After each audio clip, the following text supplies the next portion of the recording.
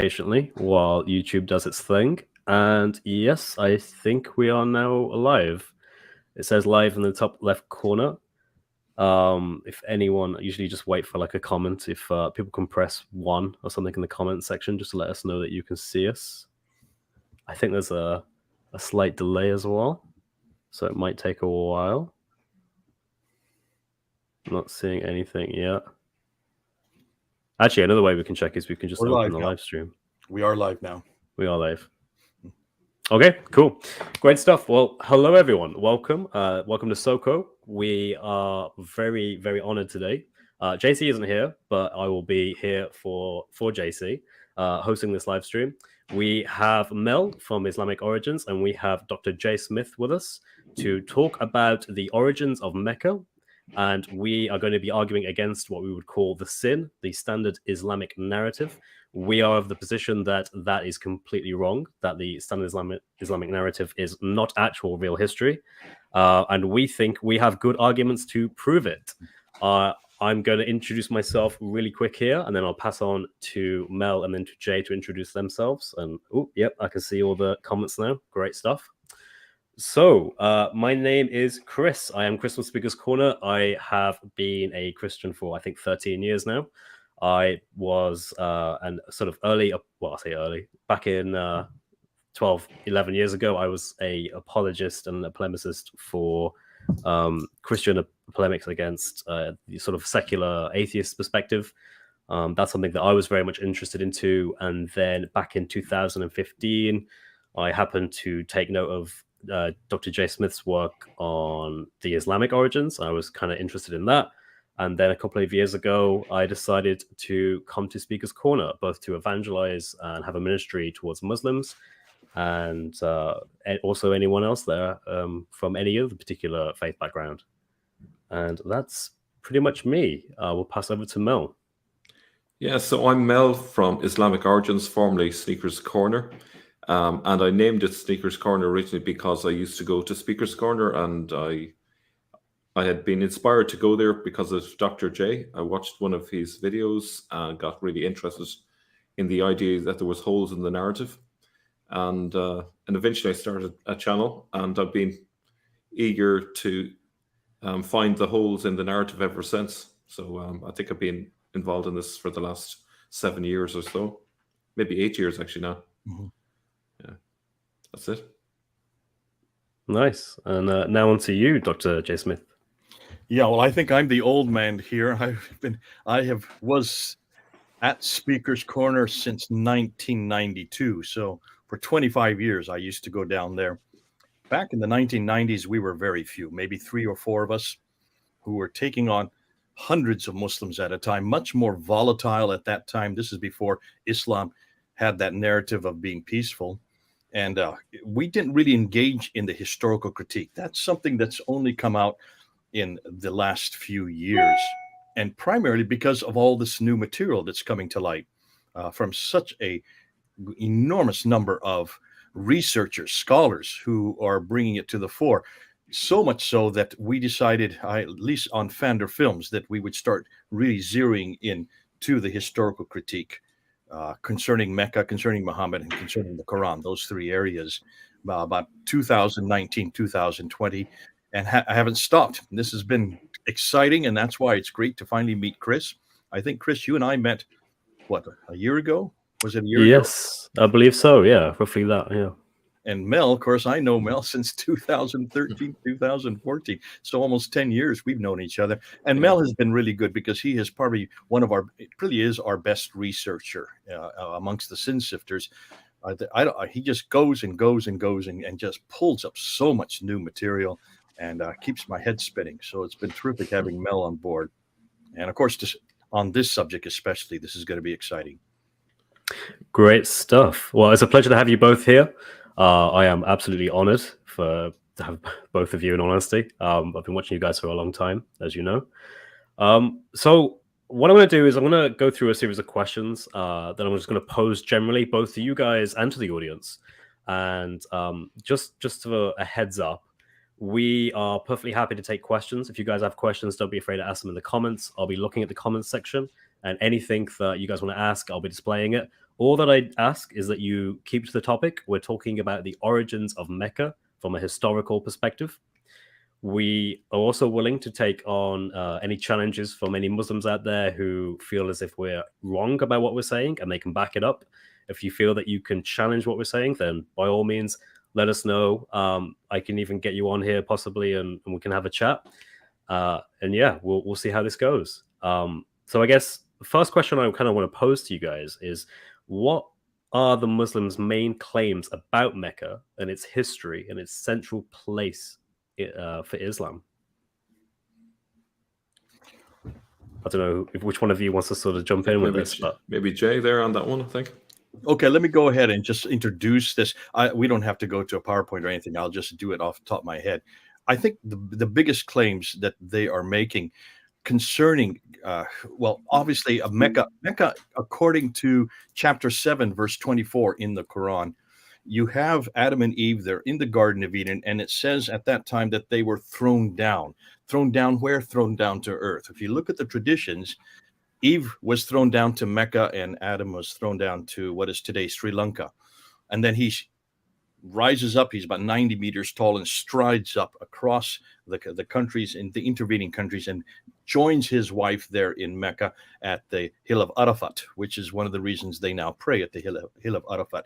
So if obviously this suggests, or this is very clear, that Mecca would be the oldest inhabitant in history. There's no one older than Adam and Eve, according to both the Quran, chapter 7, and according to their traditions. In the Quran as well, in chapter 21, verses 51 to 71, you have Abraham there in Mecca rebuilding the Kaaba with Ishmael. Now, in every one of these cases in the Quran, it doesn't use the word Mecca, but it just Musaf al-Sharif. In the Quran itself, in the oldest traditions, that's what is there in chapter 21. But it's suggesting that this is, all Muslims believe that this is in Mecca. That's why we have to go with what their claims are. That would be chapter 21. And also it says that this place was a place of Jahiliyyah, a place of ignorance, according to the biography of Muhammad. If you look at Ibn Hisham's biography, just look on page 54 to 61 and also 700.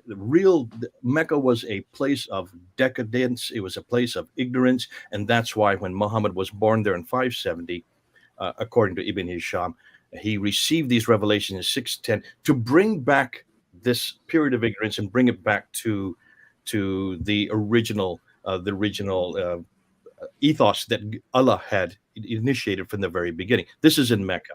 We do know also that the Hajj was always incorporated in Mecca. We know that Abraham, according to the traditions, in Sahih Muslim, book 1, hadith number 21, you have reference that Abraham is there redoing the Kaaba with Ishmael. So that would be 1900 BC. And then according to if you look at Ibn Hisham, according to all the accounts that we're getting in the traditions, Mecca was the center of trade. It was a center of trade north, south, east, and west. So it would have been a pretty important city by the time Muhammad was born there in 570 and lived there until 622 when he moved to Medina. There are also reference after reference. I don't know if I have the time to go into it, but you have reference that it is the first sanctuary, that's in chapter 3, verse 96. It's the mother of all settlements in chapter 6, verse 92 of the Quran. It is also where Sodom and Gomorrah's ruins are outside of, there's a pillar of salt, that's in chapter 37.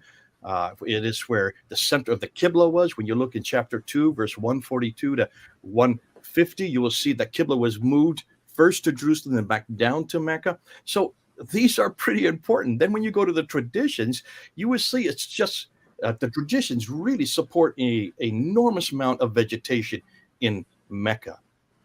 It's in a valley. It has a stream going through it, according to Al-Bukhari. It has fields, according to Al-Bukhari. It has trees, grass, fruit, clay, loam, grapes, grain, and even pomegranates, both according to the Quran and also the traditions. And it has olive trees, which is very curious, according to Surah chapter 6, verse 99 and chapter 16.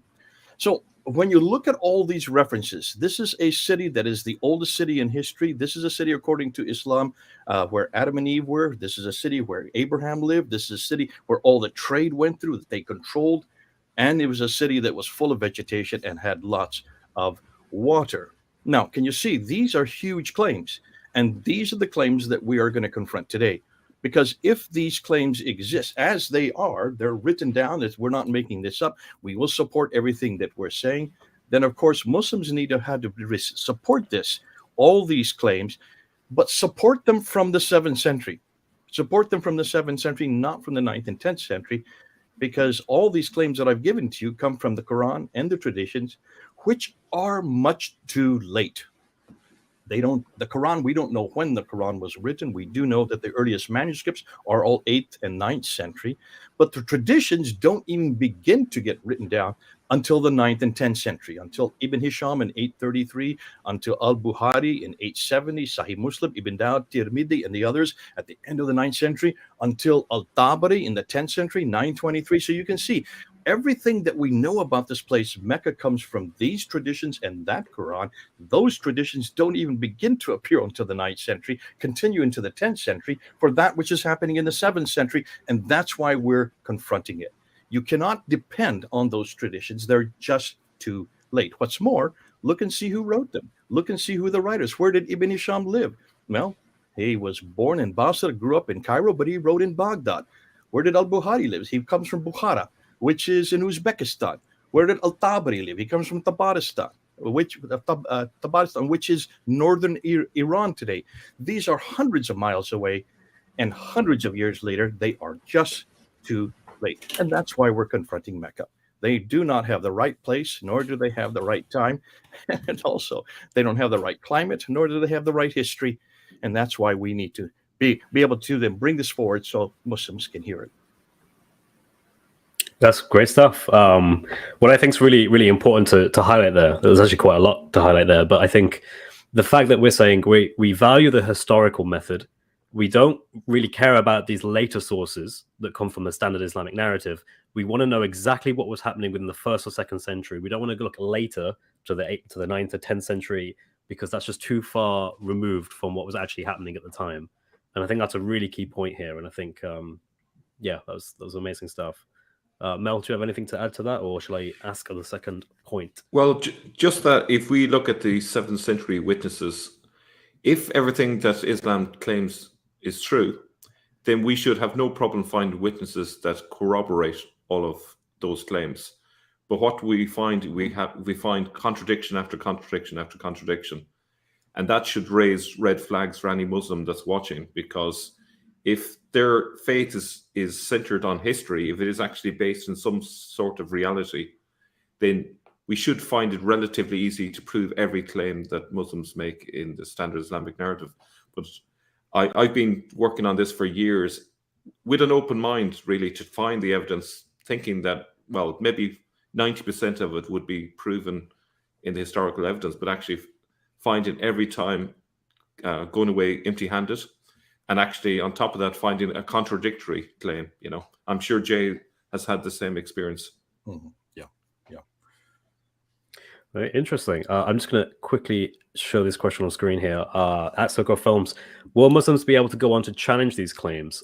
Yes, if you are a Muslim and at any point we say something that you would like to challenge on live stream, you can do so. I can put the link that you guys can then join, or you can type your question into the comments, and we can bring that up and we can address it as well. Cool. So moving on to the next kind of point. So when we think about Mecca, we think about its place geographically, right?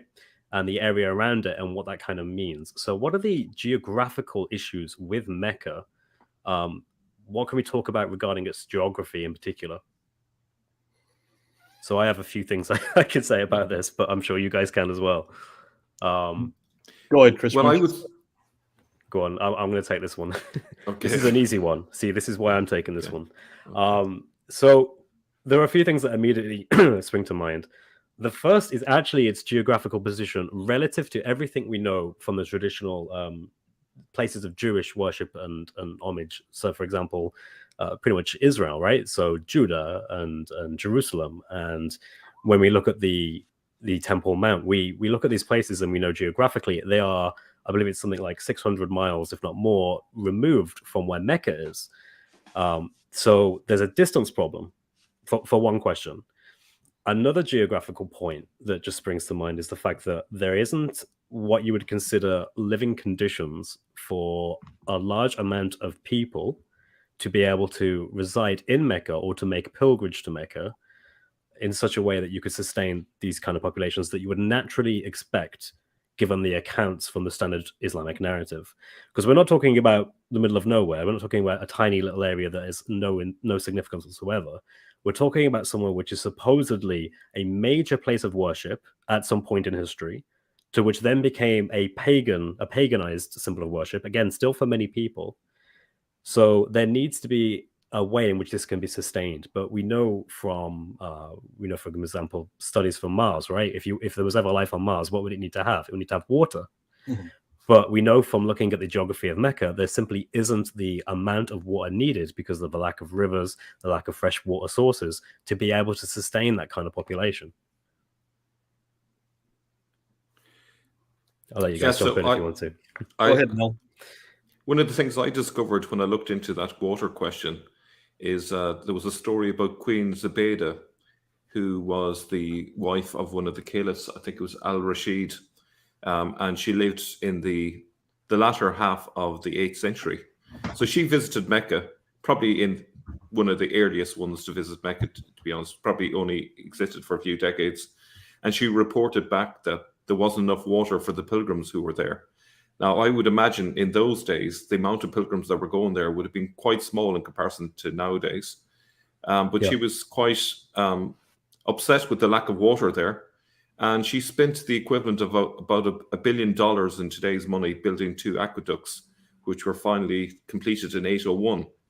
So I would challenge Muslims who are watching to explain to me, how could a population survive out of a well that couldn't even support a relatively small number of people, especially because there would be spells where there was no rain for months and months. So I think that's a big question there that needs to be answered. Yeah, as far as the geography, this is where Dan Gibson has been so helpful. He, in his book on Quranic geography, the name itself implies what it's all about. He looks at the 65 geographical locations, 65 references in the Quran. When you look at the Quran, it says very little, but what it does say is problematic. He notes that of the 65 references, 24 of them refer to this prophet who has contact with these people from Thamud. Thamud, what is Thamud? Thamud is the name that we use today for Nabateans. The Nabateans, way up in Jordan. He mentions that that this prophet doesn't give it a name, doesn't give him a name. It just says this Nabi, this Rasul, has daily contact in some cases, with these people from Ad, which are the people from Uz, what we know in the Bible as Uz. Look and see where they're located. And then, of course, about 7 times, he has contact with people from Midian. So you have Thamud, Ad, and Midian. When you look at a map, you will see that all 3 of these people are up in what is today Jordan and what is today Israel. That is 600 miles further north, 600 to 1,000 miles further north. So geographically speaking, if this prophet has contact with these people that many times, either he had a helicopter or he had a plane to fly up there and back in the day, which didn't exist in the 7th century. You can see it's almost impossible, other than the fact that possibly whoever wrote the Quran was living that far north, was living in that area where you would have this kind of contact. So there are some real problems geographically speaking, but there are other difficulties as well. When you look at spinning off of what Mel said on the water, and you mentioned this well as Chris, it's not just that there's no water, it's a desert. And when there's a desert, there's no vegetation. When there's no vegetation, there are no people, no towns, no cities, no civilizations, no history. In order to have history, you need to have people to write it. You need to have large groups of people. You mentioned that, Mel. When you look at all the scholarship that has been done on that Hijaz, that central area of Arabia, that western central area that includes both Medina and Mecca, both of them or in the middle of a desert where there was nothing that could there were none of this vegetation that I just listed off, where you have in the traditions. You don't have any of these fruits, these pomegranates. There are no olive trees at all outside of the Mediterranean world. And we're down 600 miles too far south to have olive trees. Yet you can see 3 times in the Quran it refers to olive trees, and the prophet is eating from these olive trees. So you can see there's a problem here, just pointing and showing where it is on a map. But don't just stop there. Muslims have come back and they have said, well, we have the Zamzam well, the Zamzam well. You've heard this. And I would love maybe one of you to unpack that. What is the problem with the Zamzam well? I think you wanted to get into that, Mel. Well, yeah. If I can share a couple of slides, there's a few anomalies with it. If can you show my slides, Chris? Yeah, yes, I can. Here we go. We just get. So I just want to show you the following. So I thought the Zamzam well had an inexhaustible source of water. Then why is it that Queen Zubaydah that I mentioned had to commission these 2 aqueducts? That's the first problem. And also, if the Zamzam well is this inexhaustible source of water, why is it that Saudi Arabia is the largest producer, not just one of the producers, but the largest producer of desalinated water in the world? So you can see there that it produces 3.3 million cubic meters of water a day, which is 1.2 billion meters of water a year. If the Zamzam well has got this endless supply of water, why waste all that money on desalinating the water? Why don't they just put a massive pipe down there? There's also an awful lot of mythologies that really make me suspicious about the whole Zamzam thing. So I'd just like to just go to one example. Let me just get to this one here. So this is a Chinese source, and it just is part of the myth making that has gone on in Islam right through the centuries. So there was a story about the Zamzam water recorded during the time of the Ming dynasty. It was told by a Muslim actually traveling to Mecca. So it's dated to 1433, but it gives us an idea of the sort of differing beliefs. So I'll just focus on this bit here. It says, behind the grave of Muhammad is a well, a spring of pure and sweet water named Abi Sansan, which people take to mean the Zamzam. Men go to foreign parts, take this water and store it at the sides of their ships, which kind of indicates a kind of level of superstition. If they meet a typhoon at sea, they take this water and scatter it, and the wind and waves are lulled. Now, if we leave aside the magical dimension to all of this, there's a clear contradiction here with the standard Islamic narrative, which says that Muhammad is supposed to be buried in Medina. And here we have this alternative tradition where Muhammad is buried supposedly next to the Zamzam well. So this is typical of the standard Islamic narrative where they can't even get their story straight. By the time we get to the 20th century, they finally seem to have some sort of a story, but there are lots of different seerahs and so forth. I better not go off on too much of a tangent here, but it kind of gives you an idea of the myth making around the Zamzam well. So I hand it back to Jay. Yeah, let me just go ahead and put up my slide here. Let's see if I can do that from my slide.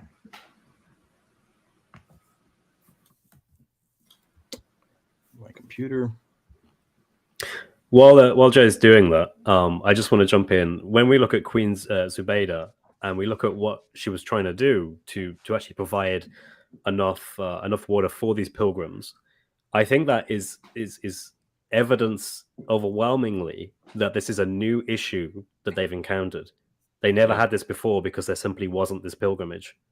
This wasn't occurring. Then it started to occur, and then people needed the infrastructure. They needed these things in place to sustain that kind of pilgrimage. Yeah, and it was a slow burner. They had a blank slate with Mecca, and you know, they could get away with making up this story because there was no one around in Mecca to contradict them. Okay, I have a full screen. Can you see my full screen yet? I think you may need to remove mine. Yes, but I don't see anything from you yet, Jay. All right, let me try it again. No worries. I go to share screen, right? Yes. And then you find the tab. Was that the way you did it? No, I didn't do that. Okay, let me try it again. Oh, did you upload the file? Okay, let's let it go. I'm not going to be able to get it. What I want to take off from what people have been saying on the Zamzam well. Mel talked about the fact that it's inexhaustible. That actually is what we're hearing all the time from lots of Muslims. There you have that famous clip that you can go on David Letterman's show where he had David Chappelle back in 2020, a few years ago, and asked him the question about the Zamzam well. And David Chappelle, who I think he's a great comic. He's a convert to Islam, and he made the comment there on stage with David Letterman that this Zamzam water is inexhaustible. In other words, it continues. It will always continue eternally, and it maintains enough water for the entire Muslim world. Now, stop and think that through. There are 2 million people living in Mecca right now at any given time.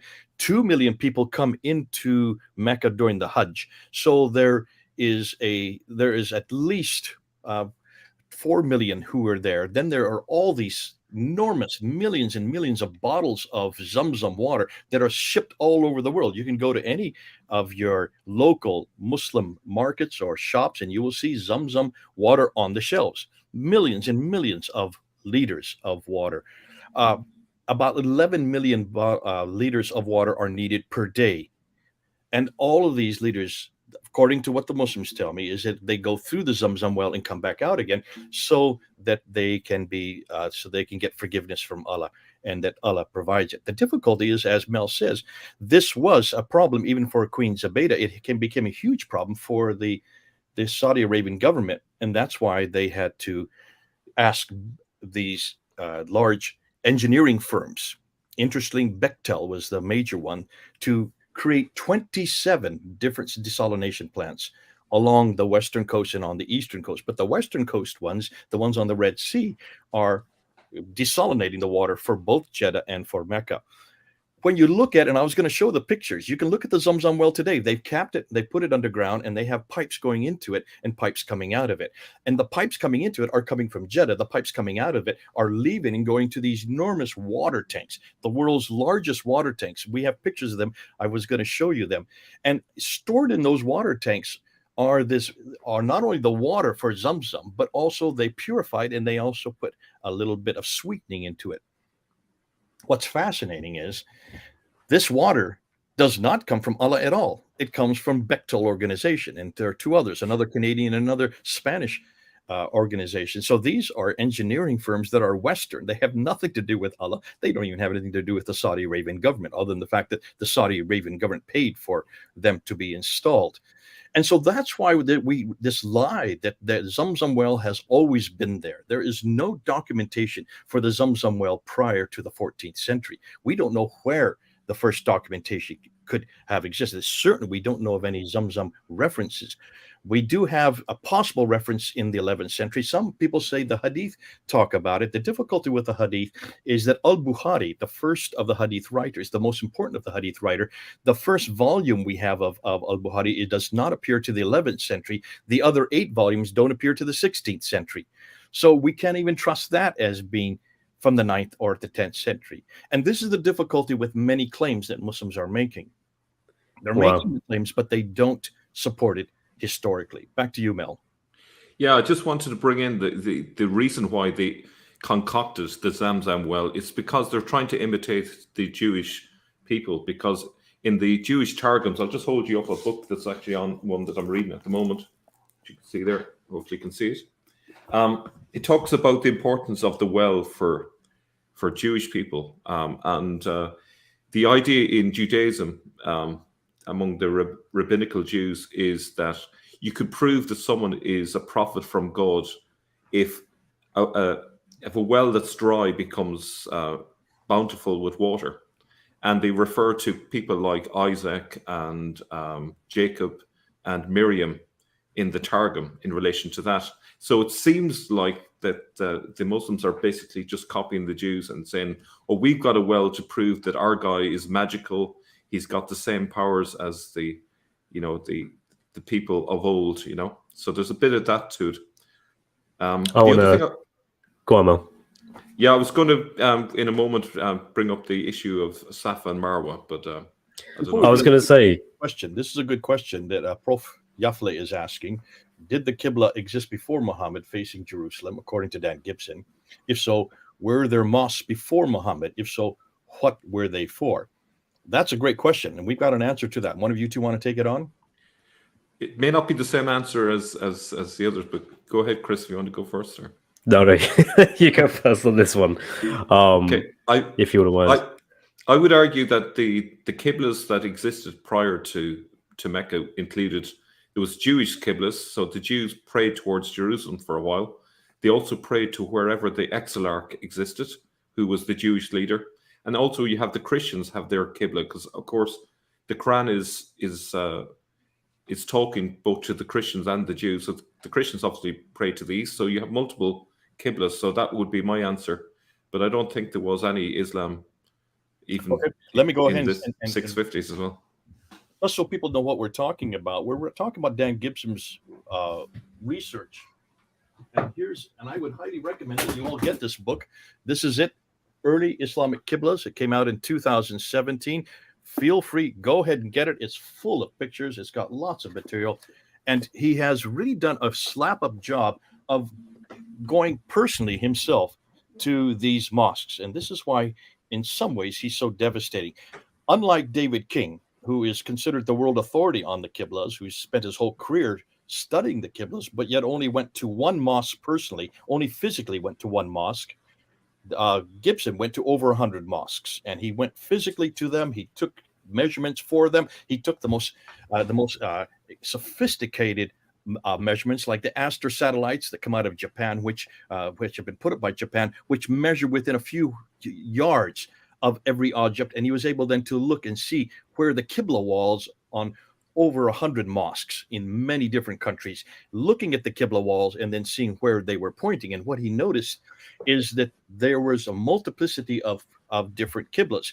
This is not new. David King knew this. This is something that he has in his own research.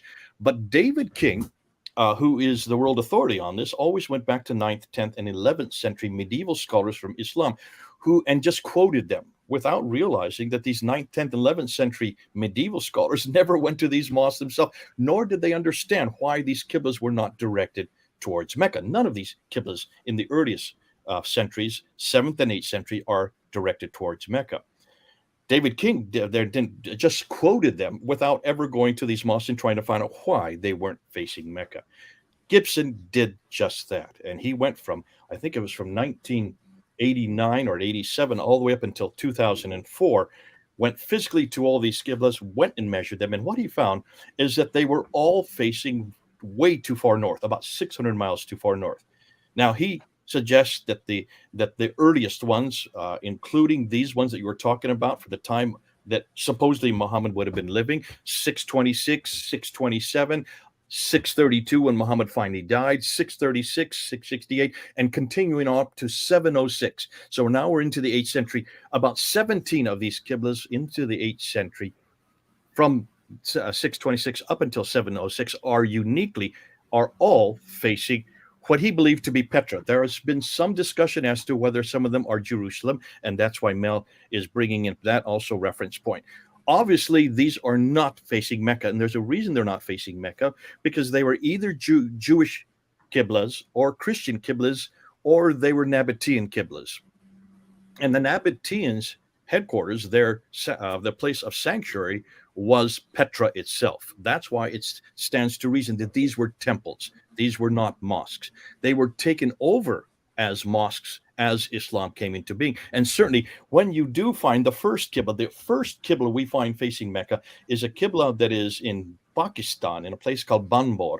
And it is dated to 727. Well, Muhammad died in 632. The Qibla was, according to the Quran, according to the Islam, according to all the traditions, that the Qibla was canonized in 624. And that's why in the Quran, in chapter 2, verse 145 to 150, you have that movement of the Qibla from Jerusalem back down to the Masjid al-Haram, the forbidden place of bowing.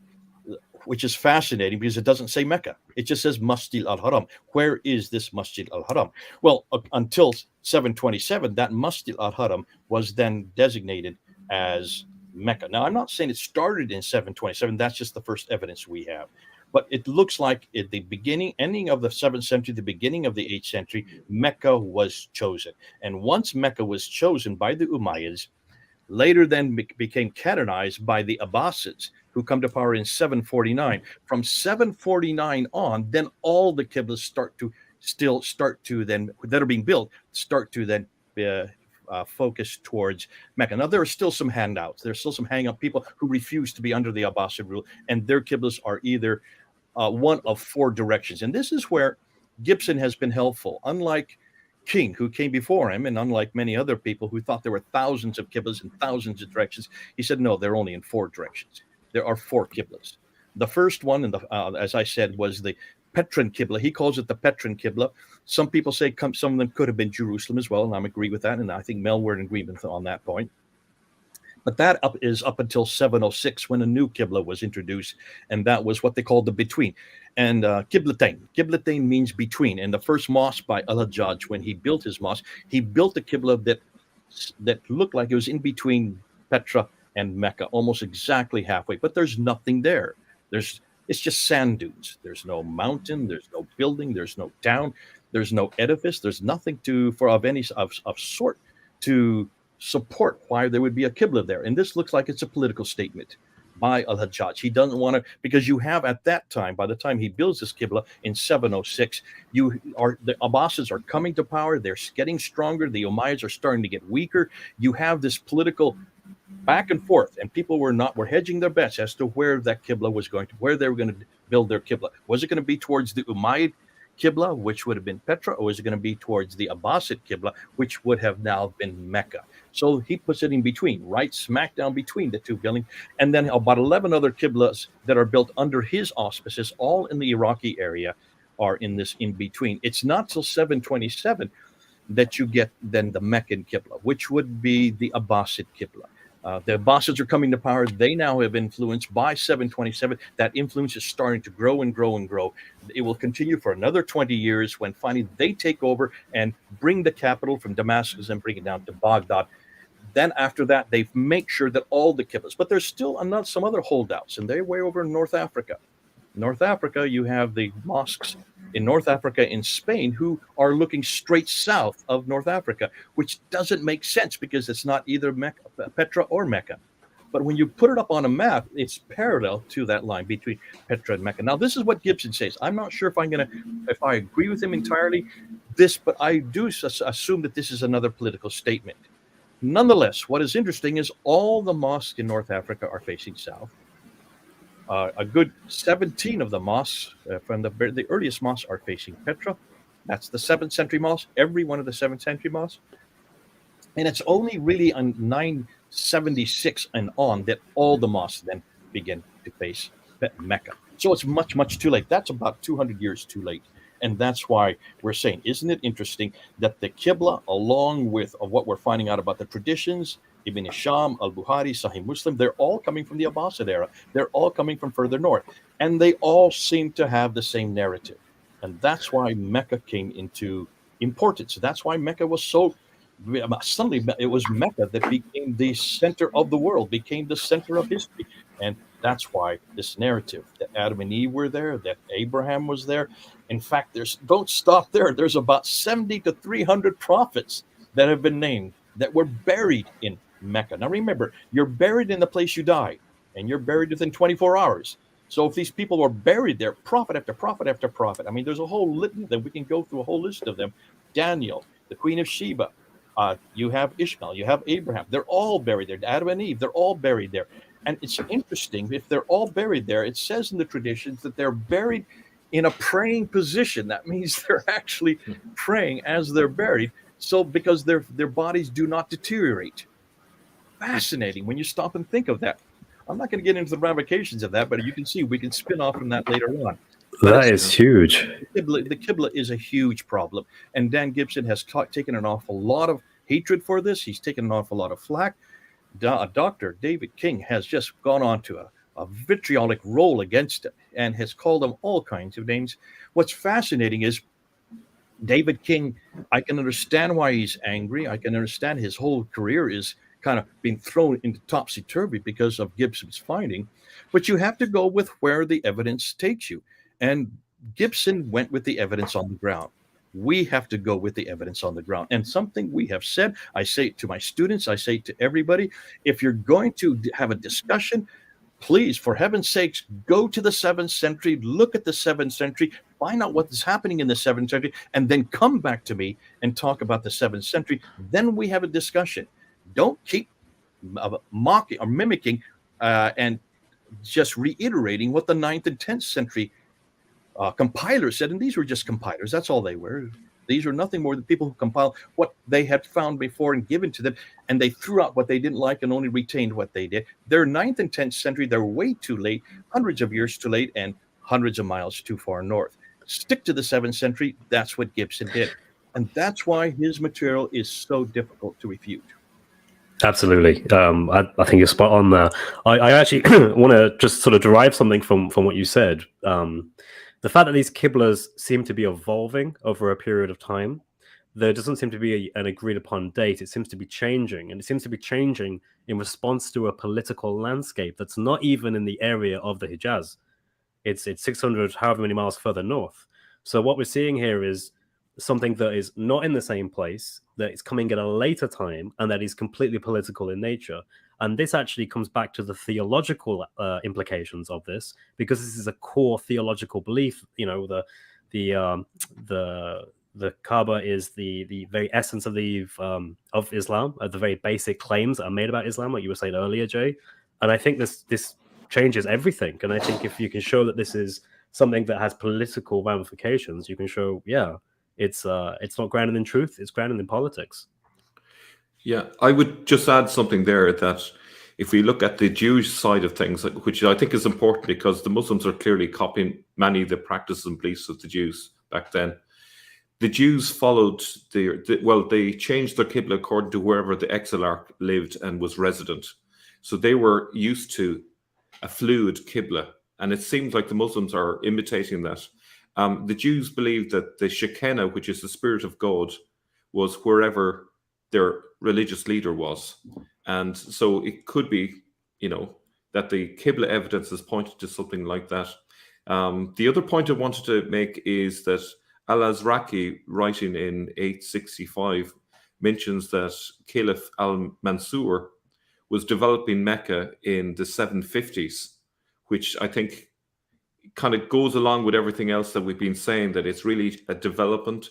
So if you think about 750s up to the time of Queen Zubaydah, who now needs to get water, you can see like a trajectory where you have like a building site essentially in the 750s heading towards something more substantial by the end of the century. But look at the dates, that's like 150, 160 years after the time it should have been all developed. It should have been a long established pilgrimage site by that stage if the standard Islamic narrative was correct. Here's a good question by Brown Warrior.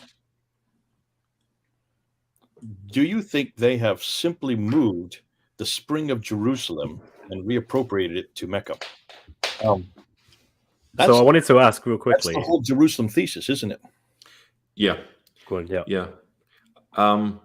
I think that would fit in nicely because there is actually water channels that run right under the Temple Mount, and you have the Pool of Siloam, which is down, I believe it's the southern end of the Temple Mount.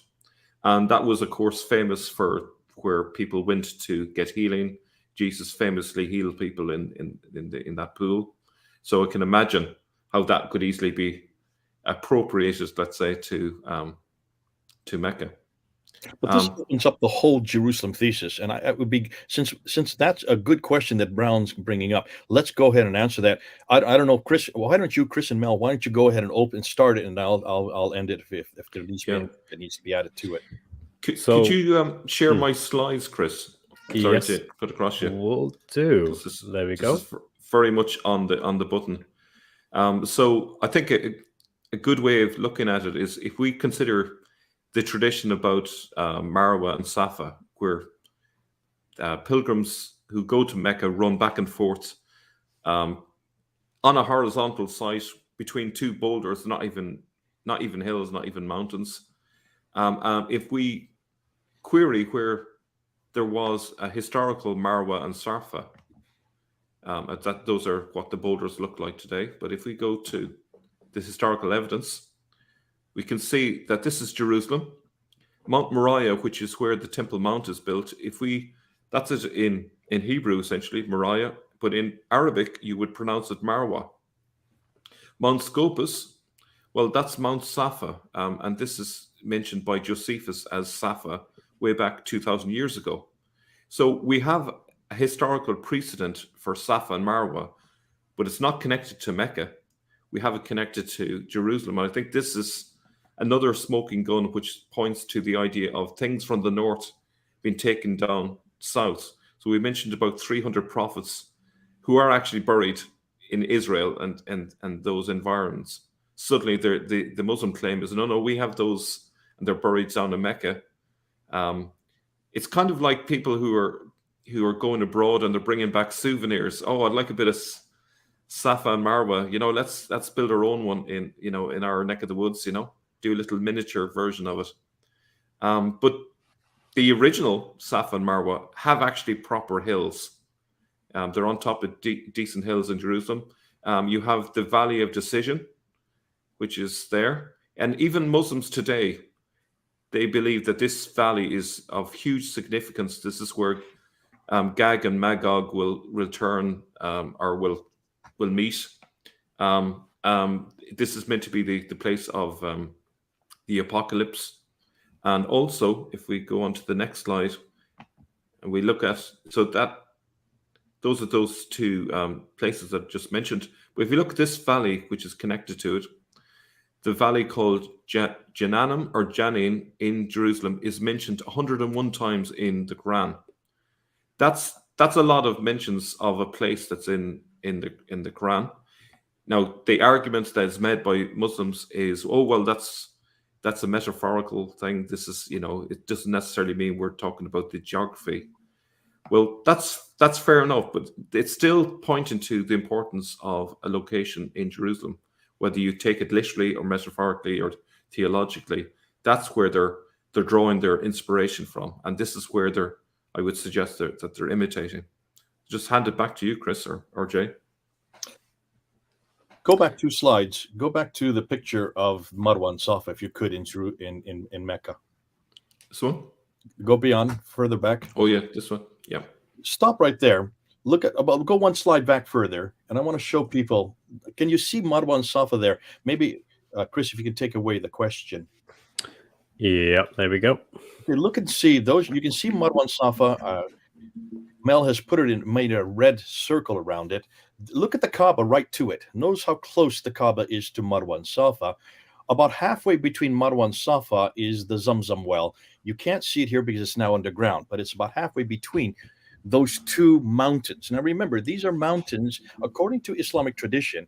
And you ask any Muslim, what are they doing? Why are they running back and forth between these 2 mountains, Marwa and Safa?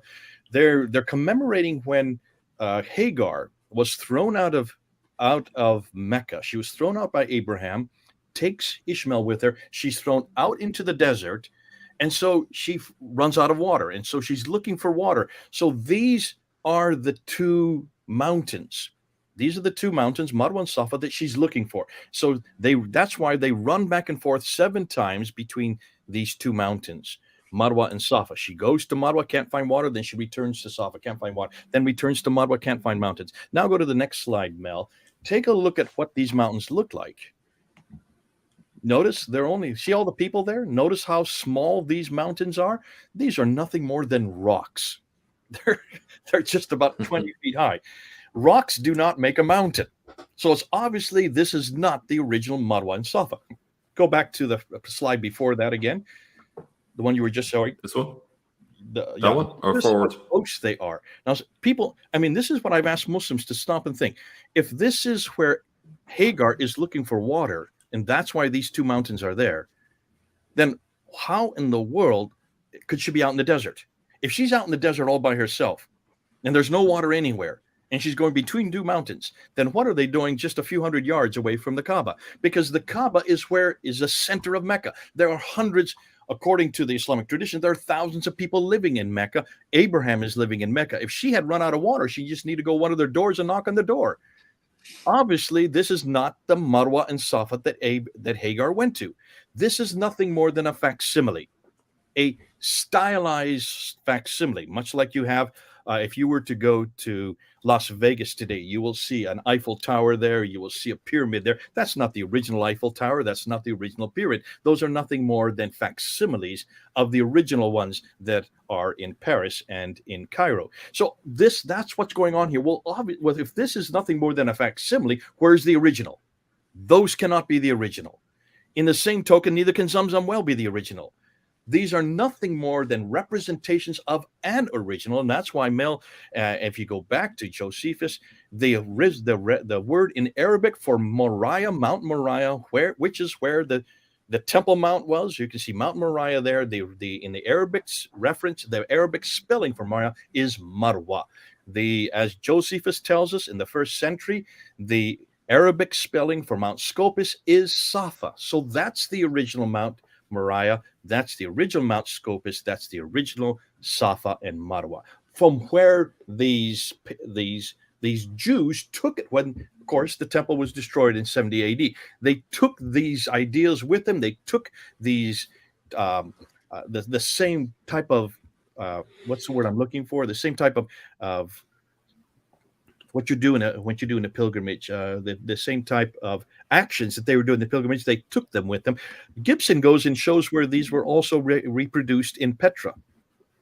If they were reproduced in Petra after 70 AD, why are we surprised that they were then reproduced again in Mecca sometime in the 8th century?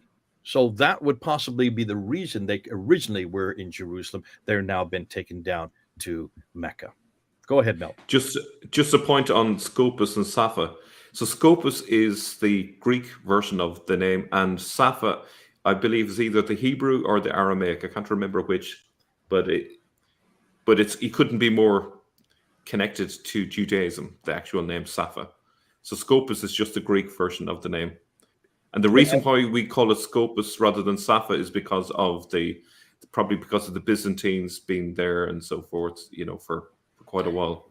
And for those who don't know, Hebrew and Arabic have the same root, so it'd be the same root. Yeah. In the same token, when you look at the Kaaba in Arabic is the same in Hebrew. It means square. It means cube. And when you go back to the Josephus's writings, and you go back to the 1st century, before the temple was destroyed, the Holy of Holies was the Kaaba, was the cube. So the same idea of the cube being in Jerusalem, and the circumambulation 7 times was there in Jerusalem, and that had been reproduced now to Mecca. So you have a new Kaaba now. They're circumambulating 7 times. Why 7? Ask a Muslim. Why the number 7? It makes no sense in Islam. The 7 is a Hebrew declension, because that's where in Jericho God had the Israelites go around 7 times around Jericho, going counterclockwise, the same direction. So that's why all of this really, when you come about it, there you go. You're going to bring that up there so they can see that. Let me just see where. I think it's one of these slides, I believe. Now, of course, where the Kaaba is. There we are. Where the Kaaba in Jerusalem is today would be the Dome of the Rock. That was built in 691 by Abdul Malik. He then puts it right there where the original Kaaba was, where the original temple was, where the original Holy of Holies was. And there's an awful lot we can get into the Dome of the Rock, but let's stick to Mecca for now. Yeah. Now, the other thing I think it's worth pointing out is Abdul al-Malik's right-hand man was called Al-Hajjaj. Now, Al-Hajjaj is actually the same way that some Arabs pronounce, let me put it a different way. Hagag is the Jewish version of that, and it's still pronounced that way, Hagag, in some Arab countries, such as Egypt. Now, what does Hagag actually mean? So just remember, Abdul al-Malik, his right-hand man is called Al-Hajjaj. It actually means, in Hebrew, it means a pilgrim to Jerusalem. Okay, so that's another little indicator that everything doesn't add up. Why is Abdul Malik's closest person nicknamed a person who goes to pilgrimage in Jerusalem? Why isn't he called something like a person who goes on pilgrimage to Mecca? If standard Islamic narrative is correct, that to me is very suspect, you know. So there's a lot of holes in the narrative. Yeah, I just want to jump in because the way I'm seeing this is we have these competing stories in effect. We have Sawa, Mawa, and we have the Tawif circumambulation around the Kaaba, and we can trace these back to an older and much more historically supported narrative in Jerusalem and in Israel. If we can do this for multiple different aspects, sometimes just completely like in a superior way, like with Safa al Marwa, the mountains that are supposedly by the Kaaba are tiny. They're definitely not real mountains. They're just collections of rocks, basically. Whereas we can actually find real mountains in Jerusalem. That sounds to me as if there's no way you could argue this wasn't just direct borrowing from pre-existing sources, like especially with the etymology of the words, right? If you can trace the words back because they have a common root, then yeah, it seems unescapable. Now, there's another question that's come up about from Dewey Bulan Anakdewa. Did they find Adam's bones yet in Mecca? In your PowerPoint, do you have a picture of what's happening in Mecca right now? I don't think so. No. Okay, I have it in mind, but I can't get my PowerPoint up, so I will not be able to do that. I'm not very well versed with StreamYard in YouTube. I could slap it up and show you. But if anybody would just Google a picture of Mecca today, and take a look at all the building that's going on in Mecca today. I don't know if you can bring a current picture up, Chris, but there are enormous buildings being built. There is the fourth highest building in the world, this huge clock tower that just towers over the Kaaba. It's right there next to the Kaaba. Around it are other huge buildings, enormous skyscrapers. They're going to build anywhere from 62 to 66 skyscrapers around the Kaaba in Mecca in the next few decades. Now, when you build buildings like that, huge buildings, you have to dig enormous foundations. You have to dig down into the ground. And whenever you dig foundations, the archaeologists show up. Of course they do. Look at any archaic building. I mean, we lived in London for 25 years. Mel, you used to come there. Chris, you're down in London often. When you go to London and you can see the Roman ruins that are there. Every time you dig down in there, you're going to come across ruins. You're going to come across artifacts. And that's why the archaeologists like it, because they don't have the means to dig that deep down. And in every archaic city, you will find you can recreate the history of the city just by looking at these artifacts. Well, the same must also hold for Mecca.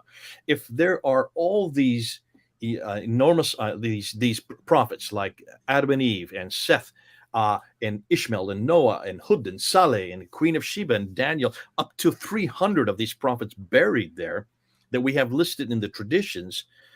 With all this digging that's going on, they should at least come across one of these prophets. They haven't found one. They haven't found one. Dan Gibson talks about this. He mentions there, you can see there's a picture of the clock tower. You can see the other large buildings all around it. Every one of them are skyscrapers. There's many more. Look down the bottom right. Look at all the cranes there. That's the enormous buildings that are happening at the moment. So all this, whenever you build like this, you're going to be digging into the ground. You're going to be digging out artifacts. You would hope. He was at a conference, I think it was in Dubai. I'm not sure which city it was. There were some Saudi Arabian archaeologists who were there as well. And he sat with them. Of course, he speaks Arabic. And so he asked them, well, with all this building going on, you must be finding all kinds of artifacts. This is the oldest city in history. This is a city where Adam and Eve went. You must be finding artifacts that go right back to 1900 BC when Abraham lived there. Certainly, you must coming across something. And they didn't want to respond to him at first, he said. And finally, they said, well, the earliest thing that we have been able to find is ruins of an old Ottoman fort from 1299 AD. That's the late 13th century AD, folks. You're talking about 600 years after Muhammad, if Muhammad had existed, is the earliest artifacts on a large scale that they have been able to find in Mecca, suggesting very clearly that architecturally and archaeologically, Mecca is not a very old city, and certainly is not older than Jerusalem. It looks like Jerusalem has lots of references. You can go to any place in Jerusalem and look at the archaeology there, and just enormous amount of artifact after artifact after artifact that supports all the way back to the 19th century BC. We can find artifacts in Jerusalem that support the historical account. And what's fascinating, they support the biblical account of who Jesus was, even the fact that there was a person named Jesus. We can go to not just the archaeological, but we can also go to many of the historical accounts. Josephus, we can go to Tacitus, we can go to Thales, we can go to Phlegon. These Thales and Phlegon, who are debating the event of the crucifixion, and mentioned that on the day Jesus died, the earth shook and the sun went dark. And this is a debate that was happening in 52 AD. That's just 20 years after Christ's death. Tacitus, who is referring to not only the fact that he hated Christians, he had nothing good to say about it, but he did talk about Jesus. He did refer that Jesus died during the time of Pontius Pilate under the authority of Tiberius. That's why we know it's at 33 AD, because of Tacitus. He was certainly a hostile witness. You have Josephus, who is writing in Rome, and he talks about the fact that there he refers to Jesus by name. He talks about the crucifixion. He even refers to Jesus' brother James and refers to his death. So certainly the historicity that we have demanded of our New Testament and of our Jerusalem and of our man Jesus and of our the scriptures itself, when we ask the same questions of both the Quran and Muhammad and now Mecca, what we're doing today, we just don't have these kind of answers. We just don't have this kind of support. And that's why Muslims, if you're listening to this, you've got to find support for your city. You've got to find support for your prophet, and you've got to find support for your holy book, the Quran.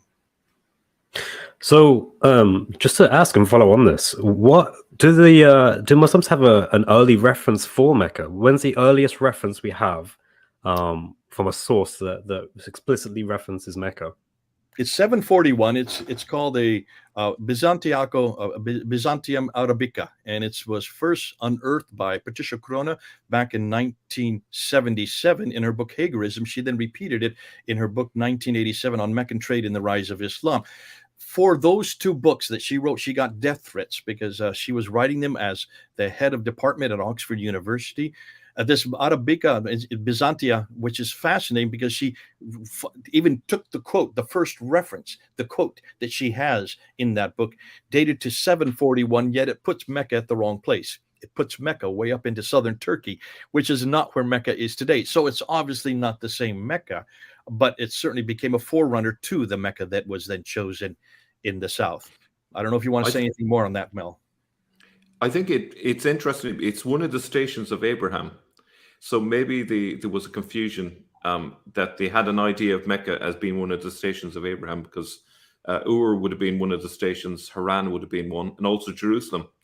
So it could be that there's some confusion, and maybe there's a lots of alternative myths going around at that time, and they heard one version of the myths before it got focused on Mecca, you know. And of course, they thought that that's where Abraham was buried up until the last century. Everybody thought that Abraham was buried up there in Paran, just south of Edessa, where the Mecca would have been. So that makes a lot of sense. And interestingly, since they have now discovered, in J.E. Taylor was one that discovered this. I think he discovered it in 1853. So coming up to 200 years ago, that has now been changed. We now know that Abraham was from Ur, and Ur was not up in Paran. Ur was down in what is southern Turkey today. I'm sorry, southern Iraq today. I think he was saying the opposite. I think I thought the traditions were, and maybe I've got it wrong. No, you're right. Sorry, I got it the wrong way around in my head. Until 1853, everybody thought it was up in Paran. He was the one that said no, and then you had Woolley, Sir Leonard Woolley, who's the one that really uncovered Ur and proved to the point that this is the original Ur where Abraham lived in southern Iraq. Yeah. Just to jump in, I know there's some people in the comments that seem to be challenging what we're saying here. If any of you would like to come on and join and debate live, we're more than happy to have you do that. I can send you a link. If you just want to say yes, I want to debate in the chat, just post that, and I'll know who it is, and I'll invite you on. Because it does seem like we've been going for about an hour now. We've got 237 people watching us live, and we seem to have attracted some people that don't quite agree what we're saying. So let's see if they have the confidence to defend what they're saying. In the meantime, though, I guess a real kind of like basic point, but I think it's worth mentioning, is if we don't have a Mecca, if we can't establish the historical basis for a Mecca, what does that actually mean practically? Like, does that have any knock-on effects for other things that Islam holds dear? Well, that's the problem right there. In fact, in the course that I'm teaching right now, where I go through the book, The Man and the Place, I call it the book, the Quran, Man, Muhammad, and the Place, Mecca. We start with Mecca. And the reason why, if you don't have Mecca, think of Islam as a stool with three legs. The book, The Man and the Place are the three legs that hold up. With those three legs, Islam is absolutely dependent on. You take out one of those legs, and the other two come crashing down. And the leg that we start with is Mecca, because once you confront Mecca and show that there was no Mecca in the 7th century, in the 8th and 9th, yes, but not in the 7th or before, that shuts down any notion that there could be a man named Muhammad who was born there, who lived there and spent the first 60 years there. That shuts down any notion that there could be a Quran from there. And that it makes it much easier than to say, well, there must be a Muhammad. We don't doubt that there was someone named Muhammad, but it's not the Muhammad of Mecca. He did not come from Mecca. The Muhammad that we are finding, and if you look at all the traditions on Muhammad, all the references to him in the 7th century, he's way up north. He's up in Jerusalem. He's coming from what is today Iraq and Jordan, that area in Syria. He is not at all. There is no person named Muhammad. And that when you look at the Quran, look at all the manuscripts, look at even the Arabic that's in the Quran. Take a look at the Arabic in the Quran. It is Nabatean Aramaic Arabic. It is not Sabaic Arabic. And the Sabaic Arabic is what they would have used if whoever wrote the Quran had written it in Mecca or Medina, the two places the Quran was supposedly written. Sabaic Arabic is from way down in Yemen, in the south part of Arabia. The Arabic that would have been used in the central part would have reflected that Arabic. Yet look at the Arabic that you see, the Tar Marbuta, the Alif Maksura, the definite article. All of those are Nabatean Aramaic. They are right through the Quran, right through the Arabic that is there, which means they had to have been written up in what is today Jordan and Syria. Not any further. Look at all the theological discussions that were happening in the Quran. The Quran is full of theological discussions, and it's all discussions with Jews and Christians. There were no Jews and Christians living that far south. Robert Hoyland made that point really clear in 1997. There were no Jews that lived further south than Tabuk or at the most Medina Saleh. Nothing down that far south, because there's no reason for Jews and Christians to live that far south. There's nothing there for them to live down there. The only people that would ever live there were Bedouins, and these were Arab Bedouins, and these were mostly people who saw their lineage from Ishmael. But certainly the Jews and Christians were having these enormous debates, these fascinating debates that you see right through the Quran. The whole debate of the Trinitarian versus the Anti-Trinitarian debate that's going on right through the Quran. That only could have happened up in the north, because that's where that was happening. That was where that was going on. It could only happen around places like Damascus and places like Petra and Jerusalem and places like what was Ctesiphon, which later became Baghdad. That's where it makes sense. But that's where the water is. That's where the vegetation is. That's where the people are. No wonder that's where both the Quran and Muhammad, if there is a Muhammad, I still don't know if we know who this Muhammad was, if he ever existed. They would have had to live that further north. Why? Because we've shut down Mecca. I would add, in terms of the implications of it, if you were to look at any of the hadiths, the Sirah, if you look at the amount of dependence on the geography for all of their stories, if you take the character of Aisha and her relationship with Muhammad, there's references to Mecca and Medina and so forth. It's all about the geography.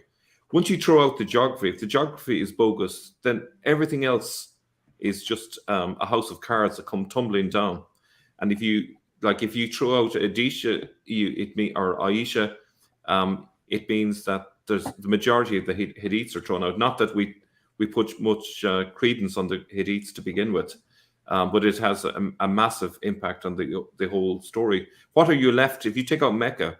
What are you left in terms of all those stories? Not a lot. You can also refer to the fact that where we do find a reference to the Tayyaye of Muhammad, which is what Thomas the Presbyter writing in about 640 AD. Where does he locate him? He locates him, I think it was something like 14 miles east of Gaza. What's he doing up there? Why does he not have the Quraysh as his tribe? Why does he have an Iraqi tribe? Because the Tayyaye existed up in Iraq. So you have lots of these geographical problems. It's not just Mecca itself is the issue. Well, let me take on this question here by David Bond. It's a good question. He's saying this is only a hypothesis of revisionists, but not historical facts.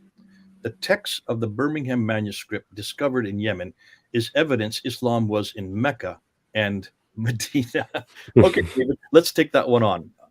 Have you looked at first of all, David, are you even aware of what's in that Birmingham folio? There is no manuscript called the Birmingham manuscript. It's not a complete Quran. It's only 33 verses, 2 sides of 2 folios. Look and see. In fact, I'm going to bring it up so I have it in front of me so I don't misquote it. Go ahead and jump into it, and I'll just bring it up before I... One thing I will say, David, if you want to come on and join us live, just let me know and I'll invite you on. Otherwise, we're going to address your comments here because you made what I would consider to be a completely wrong and inaccurate representation of what we're doing here. I think this is completely historical. I think everything that Jay and Mel has brought in particular has been an historical approach. This isn't hypothesis anymore. This is historical evidence that leads to a probabilistic outcome, which is that Mecca simply cannot be the city that it claims to, that Islam claims it was back at the time of Muhammad or before then. Okay, I want to just bring up this one here. And when you look at the Birmingham folio, I wish I could put it in front of you so you could see it. It's front and back of 2 folios, two pieces of paper. Most scholars today believe that these 2 folios that were found in Birmingham in another manuscript belong to the Petropolitanus manuscript. The Petropolitanus, in fact, I've got the Petropolitanus right here in my studio, in my office here. It is only 33 verses. What's interesting, it is referenced to 3 different surahs in the Quran. Surah 18 verses 17 to 31, Surah 19 verses 91 to 98, and Surah 20 verses 1 to 40. Look at those 3 sets of verses, David. These only make up 33 verses. There are 6,236 verses in the entire Quran. But even with just those 3 surahs from which it's been lifted out of, those 3 surahs only make up 343 verses. So this is just 10% of the 3 surahs that they are taken from. What's fascinating, when you look at Surah 18, it's a story of the 7 sleepers. The story of the 7 sleepers comes from the Syrian bishop Jacob of Sarug, which was written in 512. So that predates the Quran, predates Islam, predates Muhammad. Surah 19 verses 91 to 98 is from the Proto-Evangelium of James, which comes from 145 AD. That predates Islam or the Quran by a good 500 years. And then Surah 20 verses 1 to 40 is the story of Moses that has come straight out of the Bible. Oh, that comes from 1400 BC. So you can see there's a problem because every one of these 3 stories that are in these folios have nothing to do with Islam. They are all pre-Islamic. They are all well-known. These are well-known documents, which were written in Arabic, but notice there are no diacritical marks on this. So there's only 14 letters there. When you look at the 14 letters, it's not impossible, but it's very hard to read. So this predates when the dots and the vowels were added. Those dots and vowels were added in the 8th and 9th century. But I'm not going to get into that so much as looking at these 3 stories. If they are predating, then you stop and ask yourself, well, where did they come from, David? Well, obviously, they came from Arabic sources that had got them from another source And when you look at the other source, you can see these are mostly Aramaic source. These are Hebrew sources. These were well known. They were well existed. They were then lifted, taken out of those sources and brought into Arabic sometime in the 7th and 8th century. More than likely, these two folios, according to the Petropolitanus manuscript, which is dated to around 705 to 720, are an 8th century manuscript. This is not from the 7th century. Now, you might say that the carbon dating says that they are from 568 to 645. I'm willing to go with you on that. I would like to say that's probably so. But remember, carbon dating is just dating the parchment itself. It's not dating the ink. You can only date the parchment. So that's the day that the animal from which the animal from which the parchment was made, because these are made out of animal skins, mostly out of goat skins or deer skin. So these are the dates for the animal when it died. So you're only looking at the parchment. You're not looking when it's written. But that still would bother me, because let's just say this is from the time of Muhammad. Let's say this part, these three stories on these two chapters, from these three chapters were written. Where's the rest of the surahs? Where's the more important surahs that have to deal with Islam itself? Why is there nothing Islamic in any of these three stories? That suggests to me these have been borrowed. As much of the Quran is borrowed from other sources. Go back to you, Mel. Yeah, I was just going to say, it's very likely that they wouldn't have made fresh parchment for this. They probably would have raided the monasteries and just scraped off what was there and put on their own text, because these would have been really expensive to make. But the other thing is the fact that these verses are jumping massively from one surah to the other. How can this be part of a Quran? Why is there large parts of the Quran missing from one section to the other? So this perhaps is an attempt to put together a Quran, but that is actually even worse for Islam. This could be evidence that they're trying to doctor a document together rather than it being evidence of an early Quran. I absolutely agree with that, Mel. I would just like to add a few things here. I actually think this is devastating for the traditional, the standard Islamic narrative. So if we look at the dating for this, I believe which is 568 to 645, well, now we've just entered into the possible realm of this could have predated Muhammad even existing, right? So Muhammad was born in 570, so this could be in the range 2 years before that. But even if we ignore this, we now need to think, well, he had revelation in 610, right, in the Hira cave. So that means that this is now you have about 40 years leeway, where if this predated that, that means that, yeah, this is something before Muhammad even had revelation. In other words, this completely discounts the entire Islamic narrative at its very root. Muhammad never had this as revelation. And this is the question that you've now put on the table because of this dating. And something else is, if we accept this as an authentic Uthmanic manuscript from an Uthmanic Quran, doesn't this predate the Uthmanic recension? Wasn't the Uthmanic recension in 652? Or potentially 652 to 656? If it was, that means that the entire basis for how the Quran was collaborated and put together into one Qurayshi dialect was false. That never happened. So either way, you're committing yourself to a very dangerous position, because either you found something that has stories in it that predate the Quran by hundreds of years, so possibly this is just demonstrating that the Quran borrowed material, or you've demonstrated that this happened before Muhammad was either born or before he had revelation in 610, or you've demonstrated this isn't an Uthmanic Quran, and therefore the entire narrative about Uthman was wrong. Either way, you've just caused serious damage to the standard Islamic narrative. Let's go one step further. He makes a claim that because the Birmingham Folio are from the time of Muhammad, therefore Islam existed by the time in Mecca and Medina. There's nothing about this Quran that's from Mecca and Medina. So where did he come to that conclusion? How does someone come to that conclusion? But let's go to the Sana'a manuscript, which is a much older manuscript than this. The Sana'a manuscript is the oldest. It's dated to 705. They did carbon dating. And let's go back to this carbon dating problem. They did carbon dating on the Sana'a manuscript in four different laboratories. One in Kiel, which is in Germany, one in Zurich, which is in Switzerland, one in Lyon, which is in France, and then the same laboratory that they did the Birmingham Folio, the Oxford laboratory. They dated the same parchment, the same manuscript, or parchment, from the manuscript, which is much larger than these folios, to those four labs, and look at the dates they got. The dates, the carbon dates they got went range anywhere from 390 up to 550. 390 AD up to 550. That means in all 4 laboratories for the Sanaa manuscript, which is a Mulder manuscript, were all predate Islam, all predate the Quran, and all predate Muhammad. So are you going to therefore say that actually, which is a much larger manuscript than these 2 folios, are you going to say that all this came predate before Islam? Can you understand the corner you're putting yourself into by making these kind of jumps? Don't do that. Make sure that you follow the science, and make sure also that your conclusions follows the science. You can't conclude from what he said here, David. Come back to us on it and see what. I'd love to see how you'd rebut what we just told you. I've been looking at the comments. I haven't seen anything from David that came back to us about this. I don't think if anyone notices a reply, point it out to me in the chat. Otherwise, I'm going to say that he simply doesn't have a response to this, which I think is probably the most likely case. Chris, we are getting off the topic, and yeah, let's get back onto this. A whole thing just on the Quran itself. That might be something that the 3 of us can do at a later date. Yeah, absolutely. Let's get back onto what we were talking about regarding Mecca.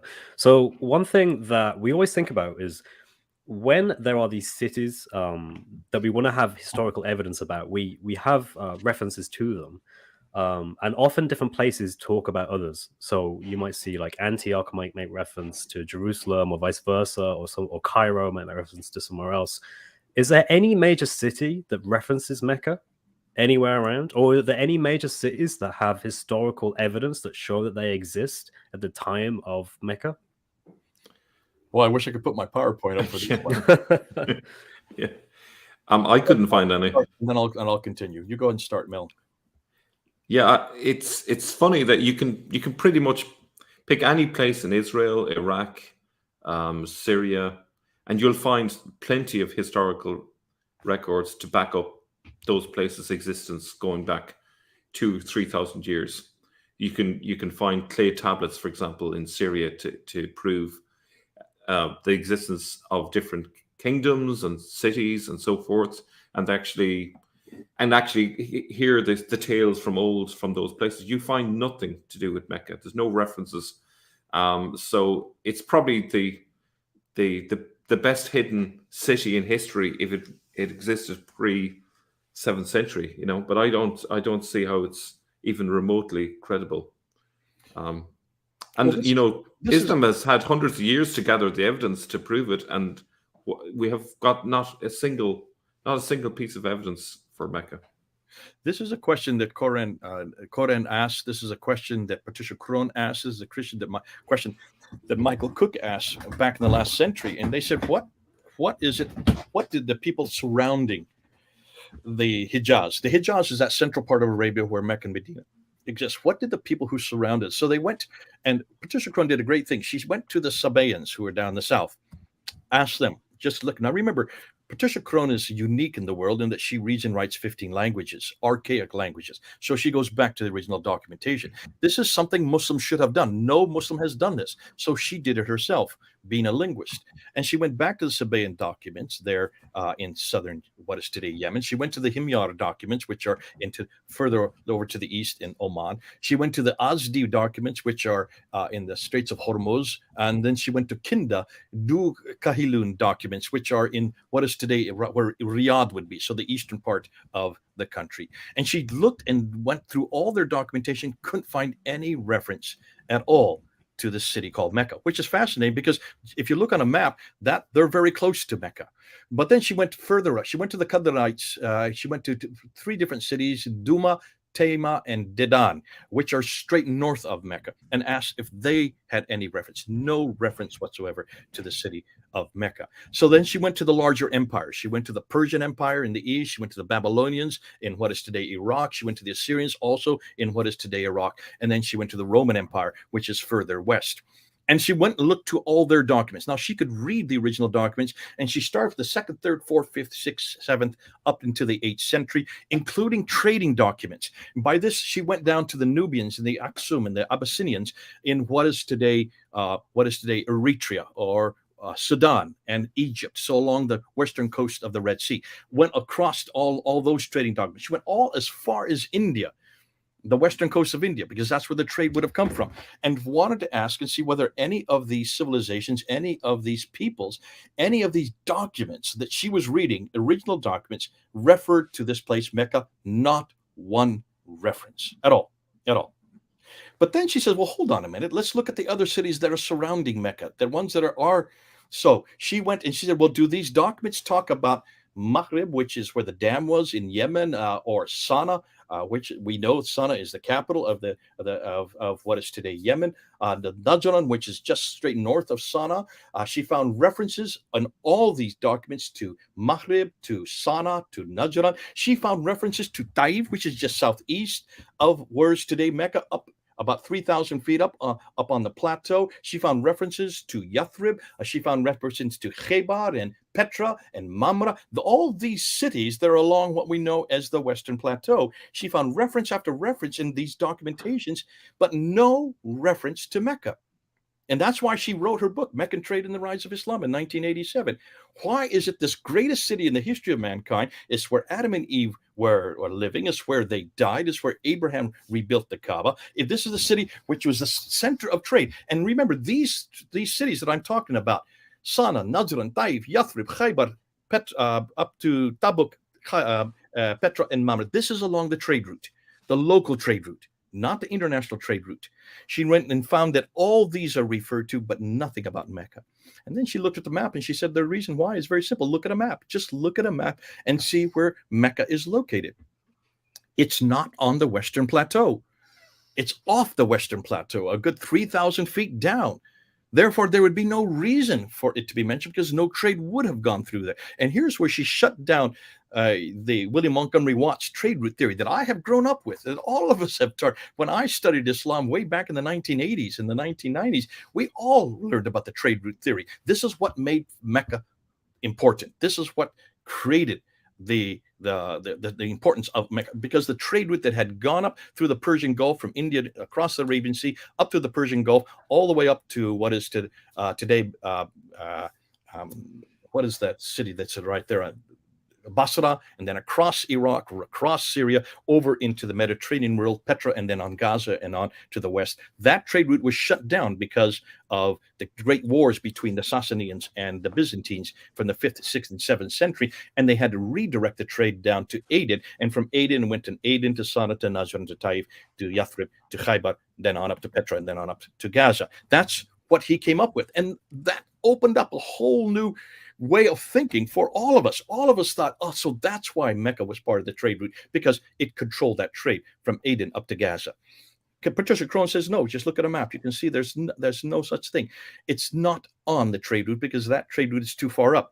Why would you go from Taif, come down to 3,000 feet to a place that had no water, no food, there was no history there, then go back up 3,000 feet to get back up to Yathrib before you headed on your trade?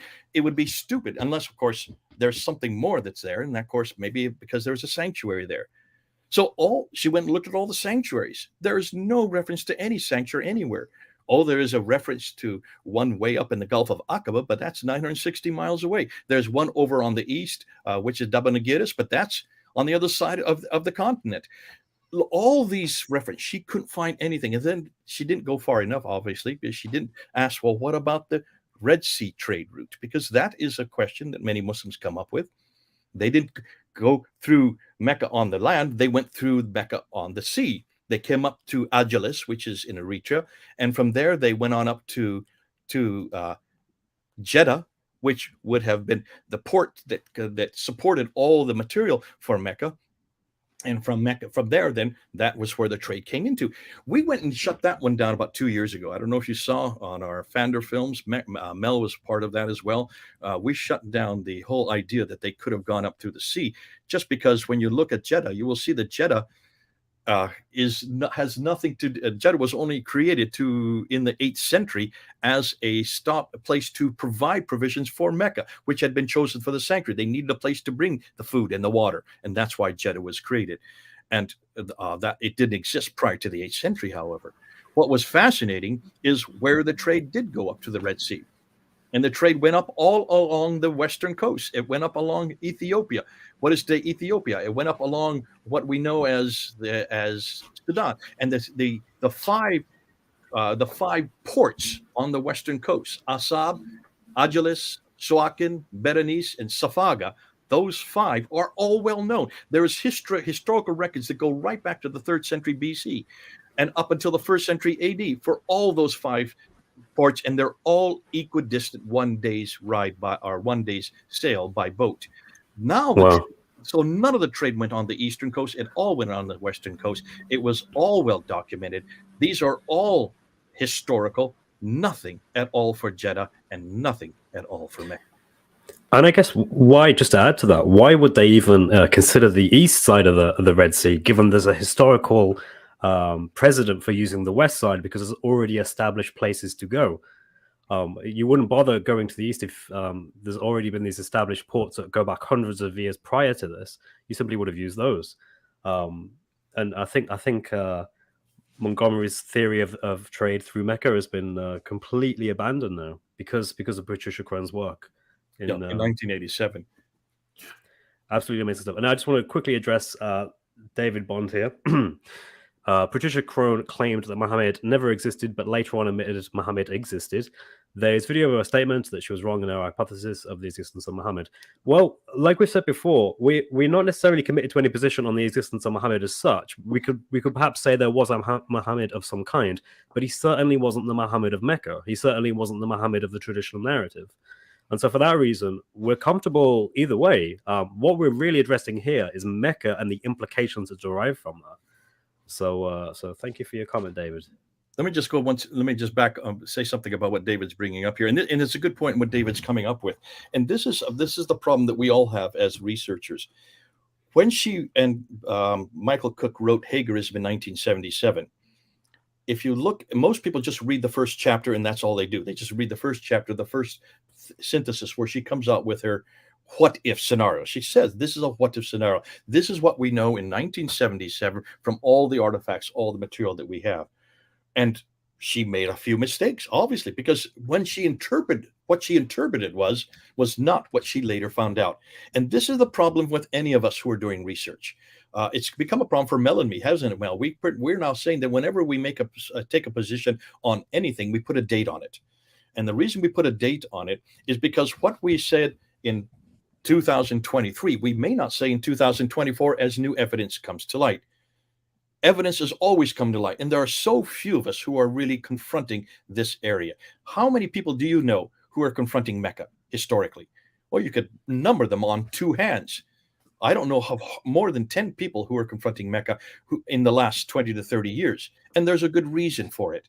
When you confront Mecca, you get enormous amount of vitriol. You get an enormous amount of harassment, and you get death threats. Dr. Patricia Crone had to leave Oxford University and move to Cambridge University. When I was with her in 1995, before I did my debate with Dr. Jamal Badawi, I spent an afternoon with her getting my 10 points for that debate in her office. And I said, this is all your material.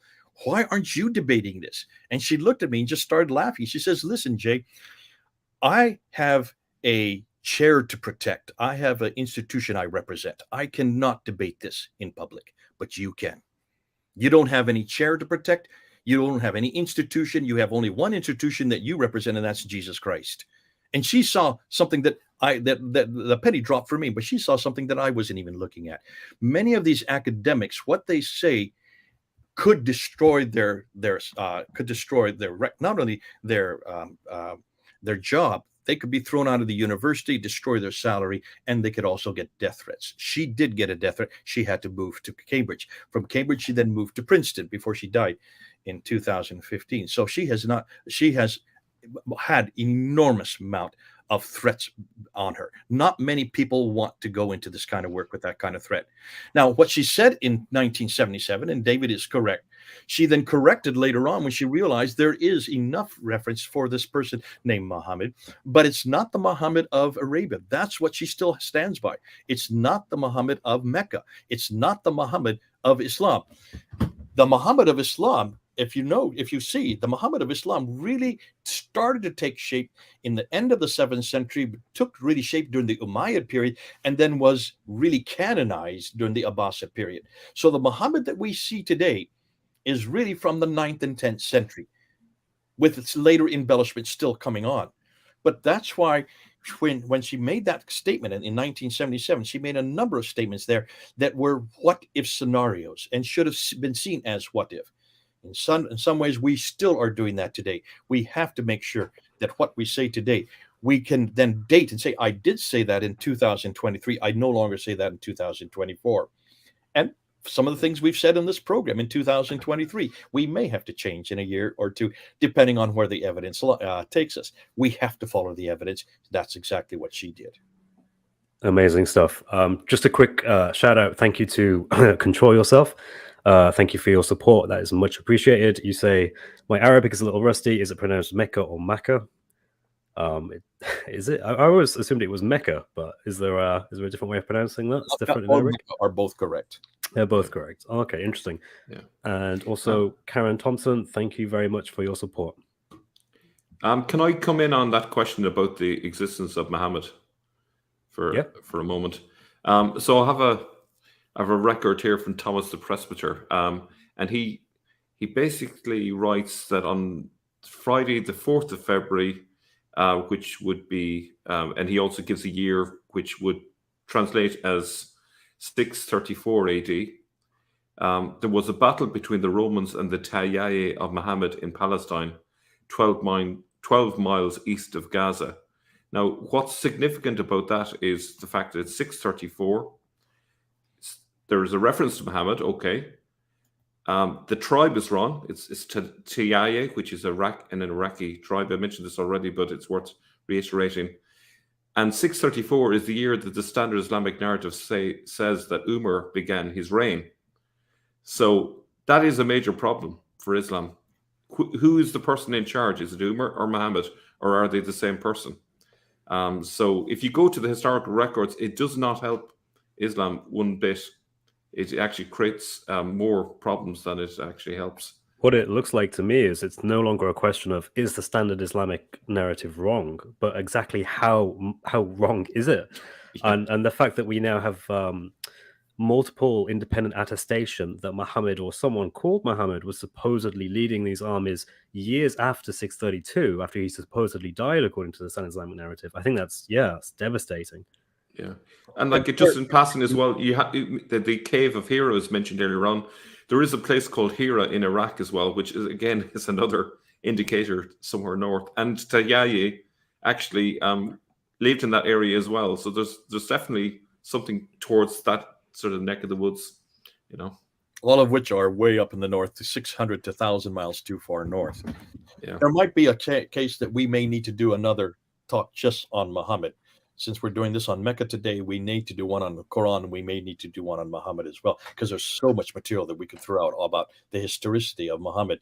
And we would like to go through Thomas the Presbyter and all these different reference, if they are references to Muhammad, which Muhammad and who is this Muhammad they're referring to.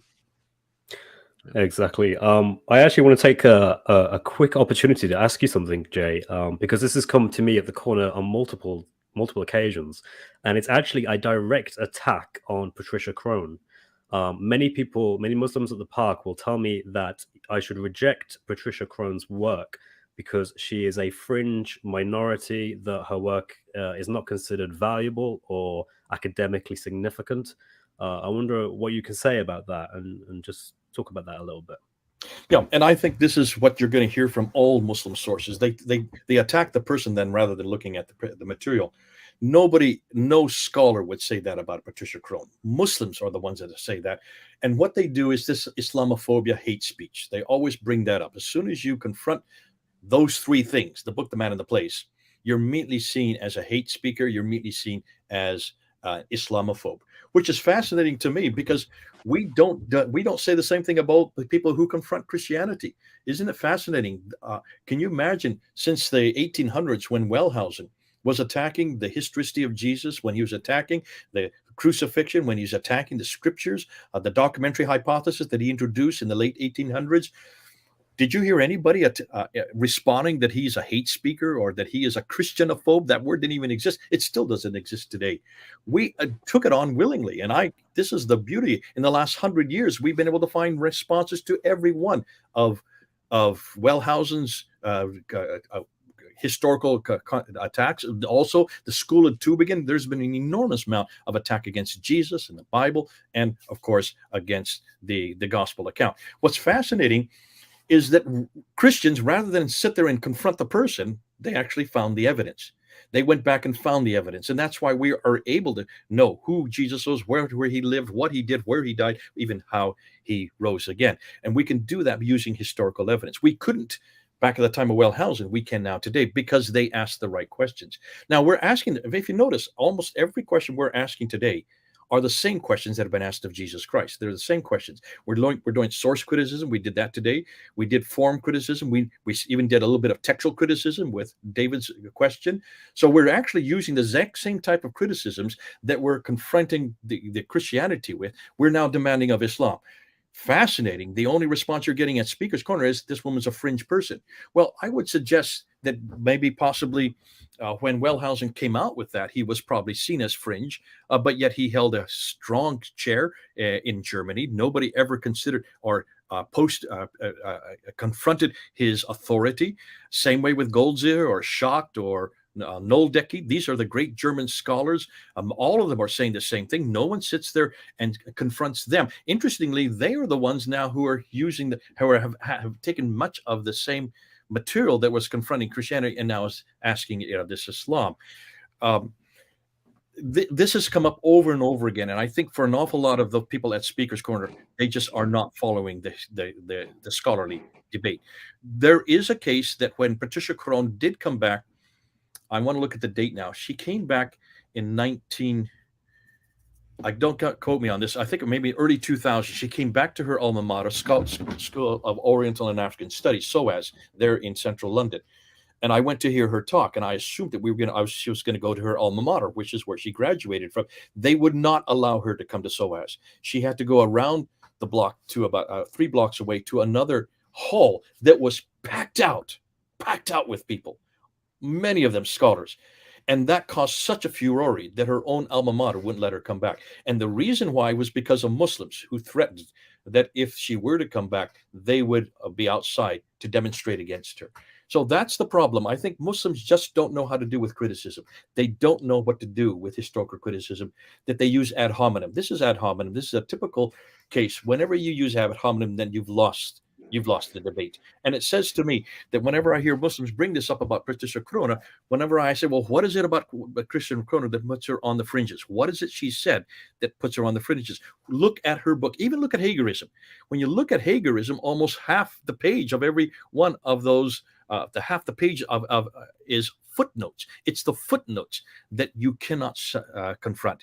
And it's the footnotes that are most valuable. Her interpretation of those footnotes you can confront. And we need to do so because the interpretation will change from decade to decade.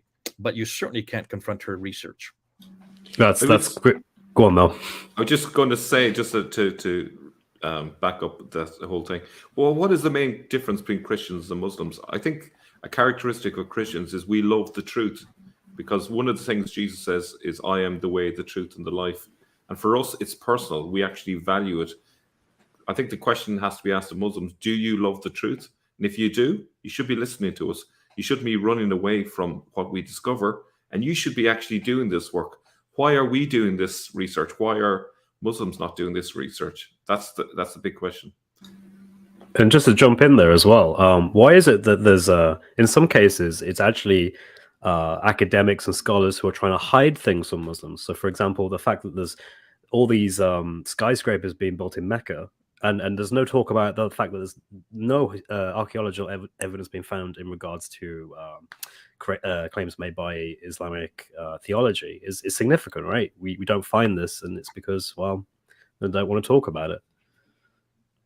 And they don't want to talk about it because of the death threats. This is the problem. I don't know of any other area of research where you can be killed for what you say.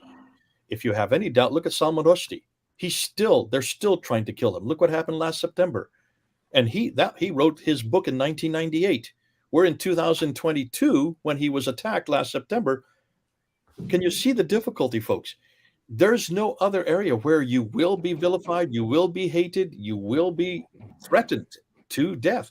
And there's the number of people who have been killed. Taslim al-Nasrin had to flee Bangladesh, because she dared to ask, just looking at the different Mecca versus Medina material, something that's internal to the Quran. And I think those of us who are in the West, who are scholars, who are trying to find the evidence, what we do find, we have to be careful how we play it out. Many of the scholars have to put on pseudonyms. Luxembourg, that's not his real name. He has to use that name and not put any picture of him, because he's fearful of what happened to Salman Rushdie will happen to him. And I think this is the difficult. Look what happened to Gunther Lulling. Gunther Lulling in 1970, when he came up and found out that many of the beautiful poetry that's in the Quran can be traced right back to Aramaic hymns, Christian hymns written in the 4th, 5th, and 6th century, proving that this has just been borrowed and yet had been bastardized by the Arabic that was then imposed onto it. He not only lost his seat there, in fact, he got the highest grade you can get in Germany, and yet he was given no position at any institution. He went into obscurity, and for 30 years he was in obscurity there in Germany because of his book that he's written. No other scholar I know in any other field would get that kind of treatment. Only those of us who are trying to confront Islam, trying to confront the historicity of both the book, the man, and the place, we get that kind of vitriol. You saw it at Speaker's Corner. Chris, you're still getting that at Speaker's Corner. It's toned down some since 9/11, thank goodness. But certainly this idea that Patricia Crone or anybody else is on the fringes. Just ask any scholar and see if anybody can equal her work. Look at any scholar that is able to read as much as she was able to read, that knows as many languages. The only person I know that can equal her was Dr. Robert Hoyland, who read and wrote 18 languages. But in order to confront her, in order to deal with her, you're going to have to be able to know have that capacity to know that many languages, to be able then to quote against her. And so far, nobody has come up with any evidence to show where she is wrong, to show where she has been incorrect with the evidence she's showing. Her interpretation, yes, but even she admits that. Go on, Mel. Do you want to say something? Yeah, I was going to address that question if you want to ask. Sure. Yeah. What about the so-called cave in Mecca? Well, the interesting thing when I was looking into it, I know there's a scholar whose name escapes me that has found a story contemporary to the 7th century. I think it was written in England, if I remember correctly. But going back further, though, to the time of it's not Saint Anthony. Which guy am I thinking of? The saint associated with Carthage. His name is. I'm going to say Saint Anthony, but I think I may have got it wrong. Saint Augustine, yeah. So Saint Augustine, there is a story of him in the moment of his conversion. It's remarkably similar, because he's basically in a garden, and the Bible is with him. The page flicks open, and a voice says to him, "Read, read, read." And so you have in the story of the Hira cave, recite, recite, recite. And I think there have been lots of different versions based on that sort of anecdote that have kind of they've added bits and pieces over the centuries. But it's a pity I can't remember that. Someone probably watching knows the name of the scholar who has written about this. So if you know who I'm referring to. I think it was something like, was it Beowulf or something like that? No, it probably wasn't Beowulf. But anyway, that's all I can say about that I can remember at the minute.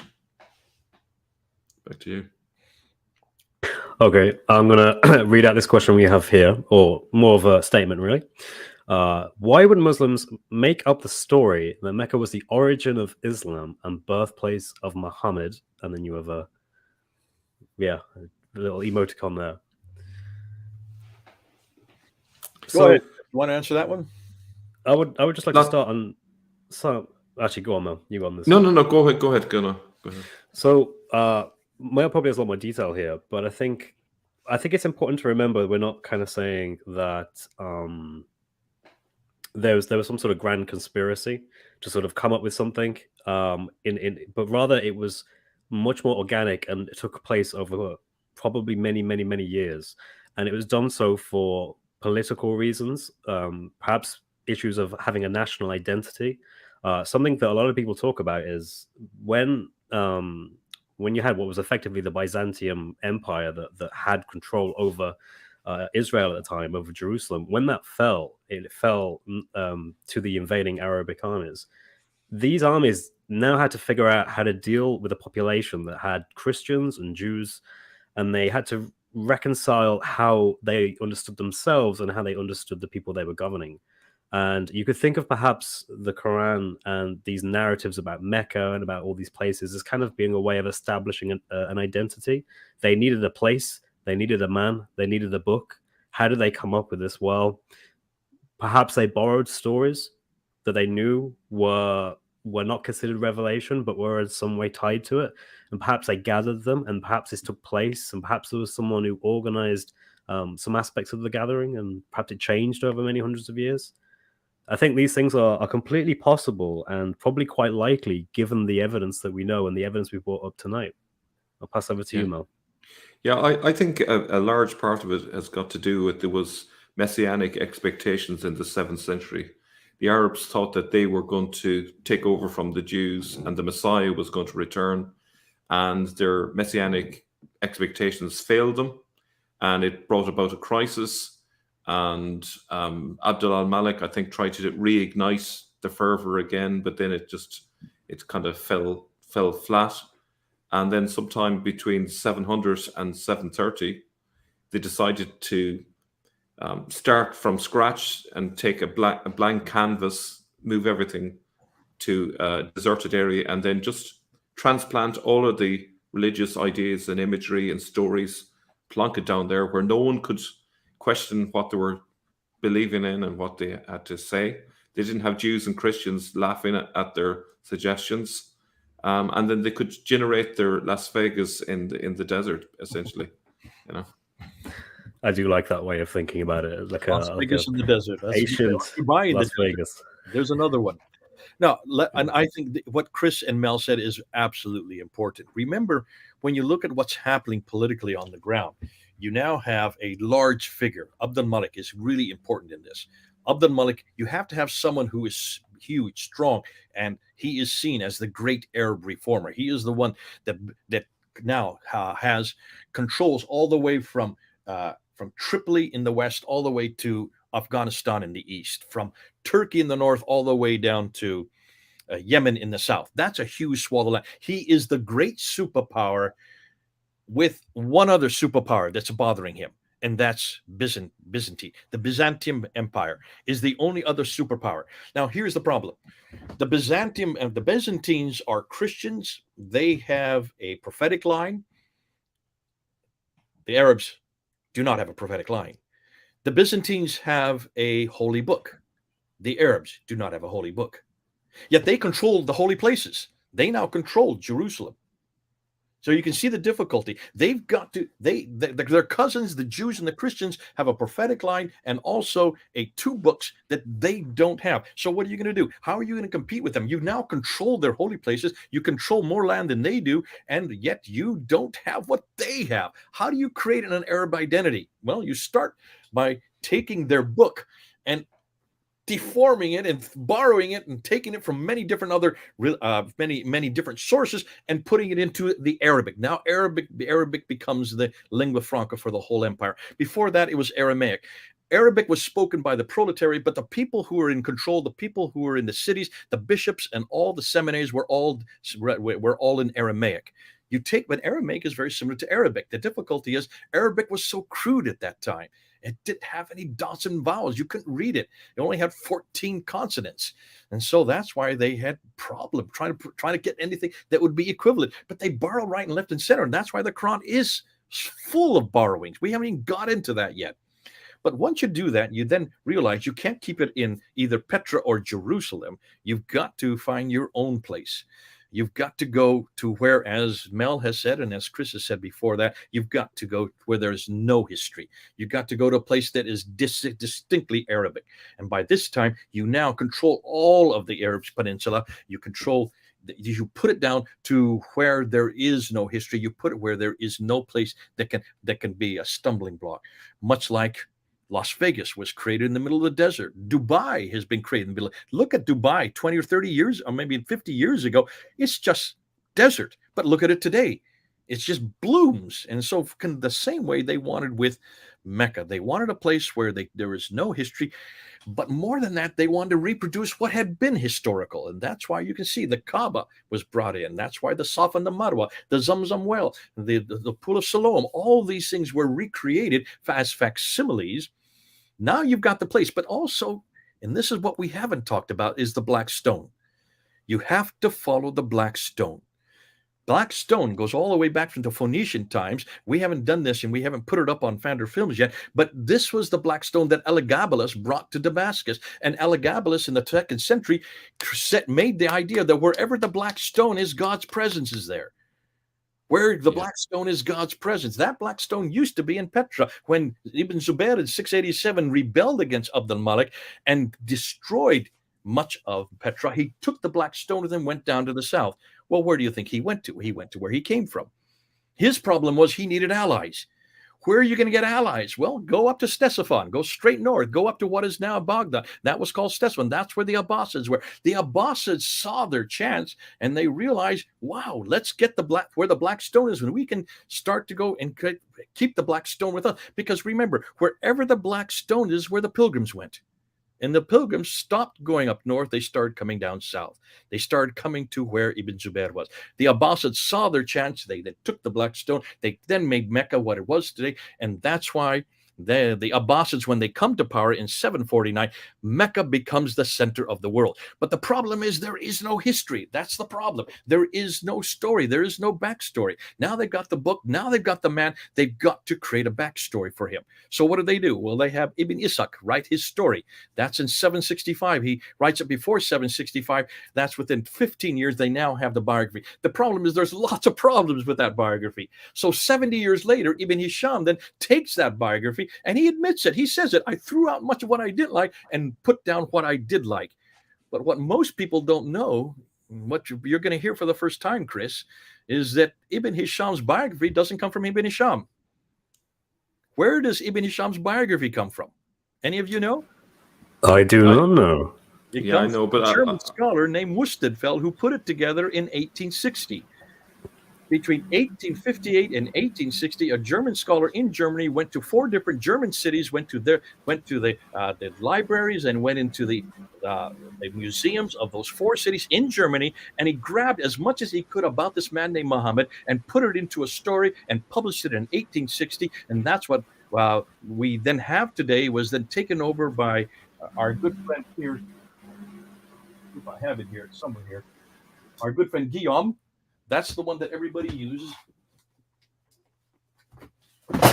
This is the biography that is used by everybody in the world today. It says Ibn Ishaq. It was not Ibn Ishaq. It's not even Ibn Hisham. It's Wustenfeld that created this biography. And this is the standard biography that we use all over the world today. It didn't exist prior to 1860. That's a little over 160 years ago, folks. So even that we're finding is not from the 9th century. So by the 9th century, then you start to get Al-Bukhari in 870. Then he puts all this. But remember, Muslims tell us this. He was given 600,000 of these stories, right? That supposedly this man Muhammad said. And he whittled them down throughout 98% of it, and only was left only 7,397. That's just 2%. What happened to the other 98%? What happened to the other 598,000 that we like to see today, or 595,000? What happened to them? They've just been destroyed, proving that this was a censorship on whole scale censorship that was going on by the Abbasids. And that's why we said at the very beginning of this program, you notice what we started out with. Mecca is really an Abbasid invention. Muhammad is really an Abbasid invention. The Quran is really an Abbasid book. The book, The Man and the Place, is really an Abbasid book, an Abbasid man and an Abbasid place. And it all really is put together by the 9th century, 833, then 870, 875, up until 923, the 10th century. We now have the Islam that we have in our hands today. But that's 200 to 300 years way too late. It's not the Islam of history. It's the Islam of the Abbasids from Baghdad. And that's why, folks, if you're a Muslim, it's hard to hear this. I understand it, because pretty much it shuts down your book, your man, and your place. You are not, there's really nothing left for you. If you shut this down historically, where are you going to go to? Well, we'll tell you where you can go to. We'll probably end our show with that. Back to you, Chris. Oh, that's amazing. Yeah, thank you very much for that. I think that's a really good way to sort of summarize the position that Muslims today find themselves in. It's not a comfortable one. It's a very dangerous, very shaky ground that their foundation is based on. Without this Mecca, there cannot be a real Muhammad from Mecca. There cannot be a Quran that is meant to be revealed in Mecca. There cannot be a hero cave in Mecca. Everything is on that basis. It is questioned because we have this evidence. I haven't heard this new stuff about that German scholar who it's supposedly the earliest surah didn't come from Ibn Ishaq or even Ibn Hisham, but from a German scholar. That's really, really interesting news to me. That stuff's amazing. We know now that the sin has been completely destroyed, completely dealt with. I've been challenging Muslims here in the comments to say anything about this and to come on live. Haven't had a single person want to do that. I think we've had up to about 273 people live at one time, and not a single Muslim felt confident enough to challenge what we're saying here. And I think that really shows that the best they can do is they can pivot and they can talk about things like the Birmingham portfolio, which Jay, I think you shot that down in a few minutes, and that was brilliant. So I think that's a great way to end this. I think we're coming up to 11 now, so we've been here for about just to end this off. Sure. Listen to Muslims. I want to talk to Muslims.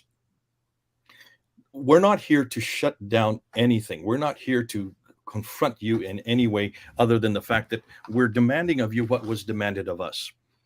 And we understand that this is difficult to hear, that if Mecca did not exist until the 8th century, or at least the end of the 7th century going into the 8th century, if this is not a place that Muhammad lived, or if there even was a Muhammad, there are many, it's a common name, it means the praised one. Many people were called the praised one back in the 7th century.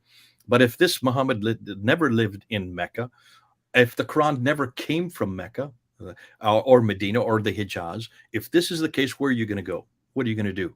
There's a difficulty here. You're going to have to come to some conclusion, but please, please, please don't give up.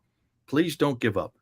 Just because we've shut down Mecca, just because we're shutting down Muhammad, and just because we're shutting down the Quran historically, please, for heaven's sakes, you don't have to leave and just say throw up your hands, because you can come home. You can come home. This is something we've been saying for years. This is something I've always said. There is another book. There is another man. There is another place that has passed every one of these tests. The man you know is Jesus Christ. The book is his gospel. It's the Bible. And the place is Jerusalem. We know it because every one of the three of us have already met Jesus Christ personally. We know who he is. He has had huge impact on our lives. But at the same time, because of the fact that we are scholars who demand research and demand historical support for what we're saying, we have to demand the same thing that we've asked of Islam. We have to demand the same thing of Christianity. Fortunately, in some ways, we're 200 years ahead of the game. Now, back in 1995, when I did my first debate with Dr. I can't remember his name right now. He asked, and he looked at me, Jamal Badawi, Dr. Jamal Badawi. After I gave 10 historical challenges, all came from Patricia Corona, he looked at me and says, Mr. Smith, everything you're talking about is based on hearsay. It's based on no evidence. He says, okay, so we don't have the evidence for any of these things. But the absence of evidence does not prove the evidence of absence, he said. And he was correct. Certainly in 1995, when we had this debate 28 years ago now, he was correct. Just because there was no evidence in the 7th and 8th century doesn't mean that you won't find evidence at some point. Now, that was 1995. Today, now, the debate has completely changed. We flipped it on its head. See, we're not arguing from absence of evidence anymore. It's not an absence of evidence. That's what we said in 1995. In 2023, we have all kinds of evidence. We have an enormous amount of evidence. We haven't even got into it today. We haven't looked at the coins. We haven't looked at the manuscripts. We haven't looked at all the rock inscriptions. There's so much evidence now that's coming to the fore that's proving that there was not a man named Muhammad, nor a book called the Quran, nor a place called Mecca in the 7th century. Not in the 7th century. In the 8th and 9th century, redacted back to the 7th century, yes, but not in the 7th century. So now, suddenly, the debate has completely changed. And now, in some ways, we're in the driving seat. But for Muslims, just because you cannot come up with evidence, and you're never going to find evidence, listen, that was 28 years ago, and still no one has found evidence for Mecca. And I asked that back in 1995. Patricia Crone was asking that in 1977. You're not going to find any support for Mecca in the 7th century. Don't give up. Come on home. Come on back to Jesus Christ, because he has been proven historically. But more than historical critique, he is someone that you want to get to know, because he has all the answers you're looking for. He has everything that you need. And because what he did on the cross, dying on the cross 2,000 years ago, and that did happen 2,000 years ago, but not just dying on Friday, that's the day you celebrate, he then rose on Sunday. And because of rising from the death, he destroyed all the sin. He took away all of our guilt, and he's waiting to also welcome you home. That's all you have to do. It doesn't cost you a thing. All you have to do is recognize that there was a historical Jesus. He did historically die. He did historically rise again. And because of that, he's taken care of everything you need to have salvation and to come home with him for eternity. We offer that. Mel offers that. I offer that. And so does Chris. We're all of one accord on this. We have confronted historically Mecca. Now, you come home to the person who answers every one of your questions. His name is Jesus Christ. Amen. That is beautifully put, Jay. And I think obviously I completely agree, and I'm sure you do as well, Mel. Yeah. I think that's a good way of wrapping it up. We've just about hit time. Thank you, everyone, for joining us today. We will we're deeply thankful for having you on, so we could talk about the Islamic narrative about Mecca and give our challenges to that, and have these presented to you and have your feedback. Thank you for anyone that also challenged us as well on that. We do appreciate criticism, because we do think that God is truth, and that through truth we can find that Jesus is Lord, and we can come back to him. So thank you very much, and I'll see you all next time. Take care, everyone. God bless you.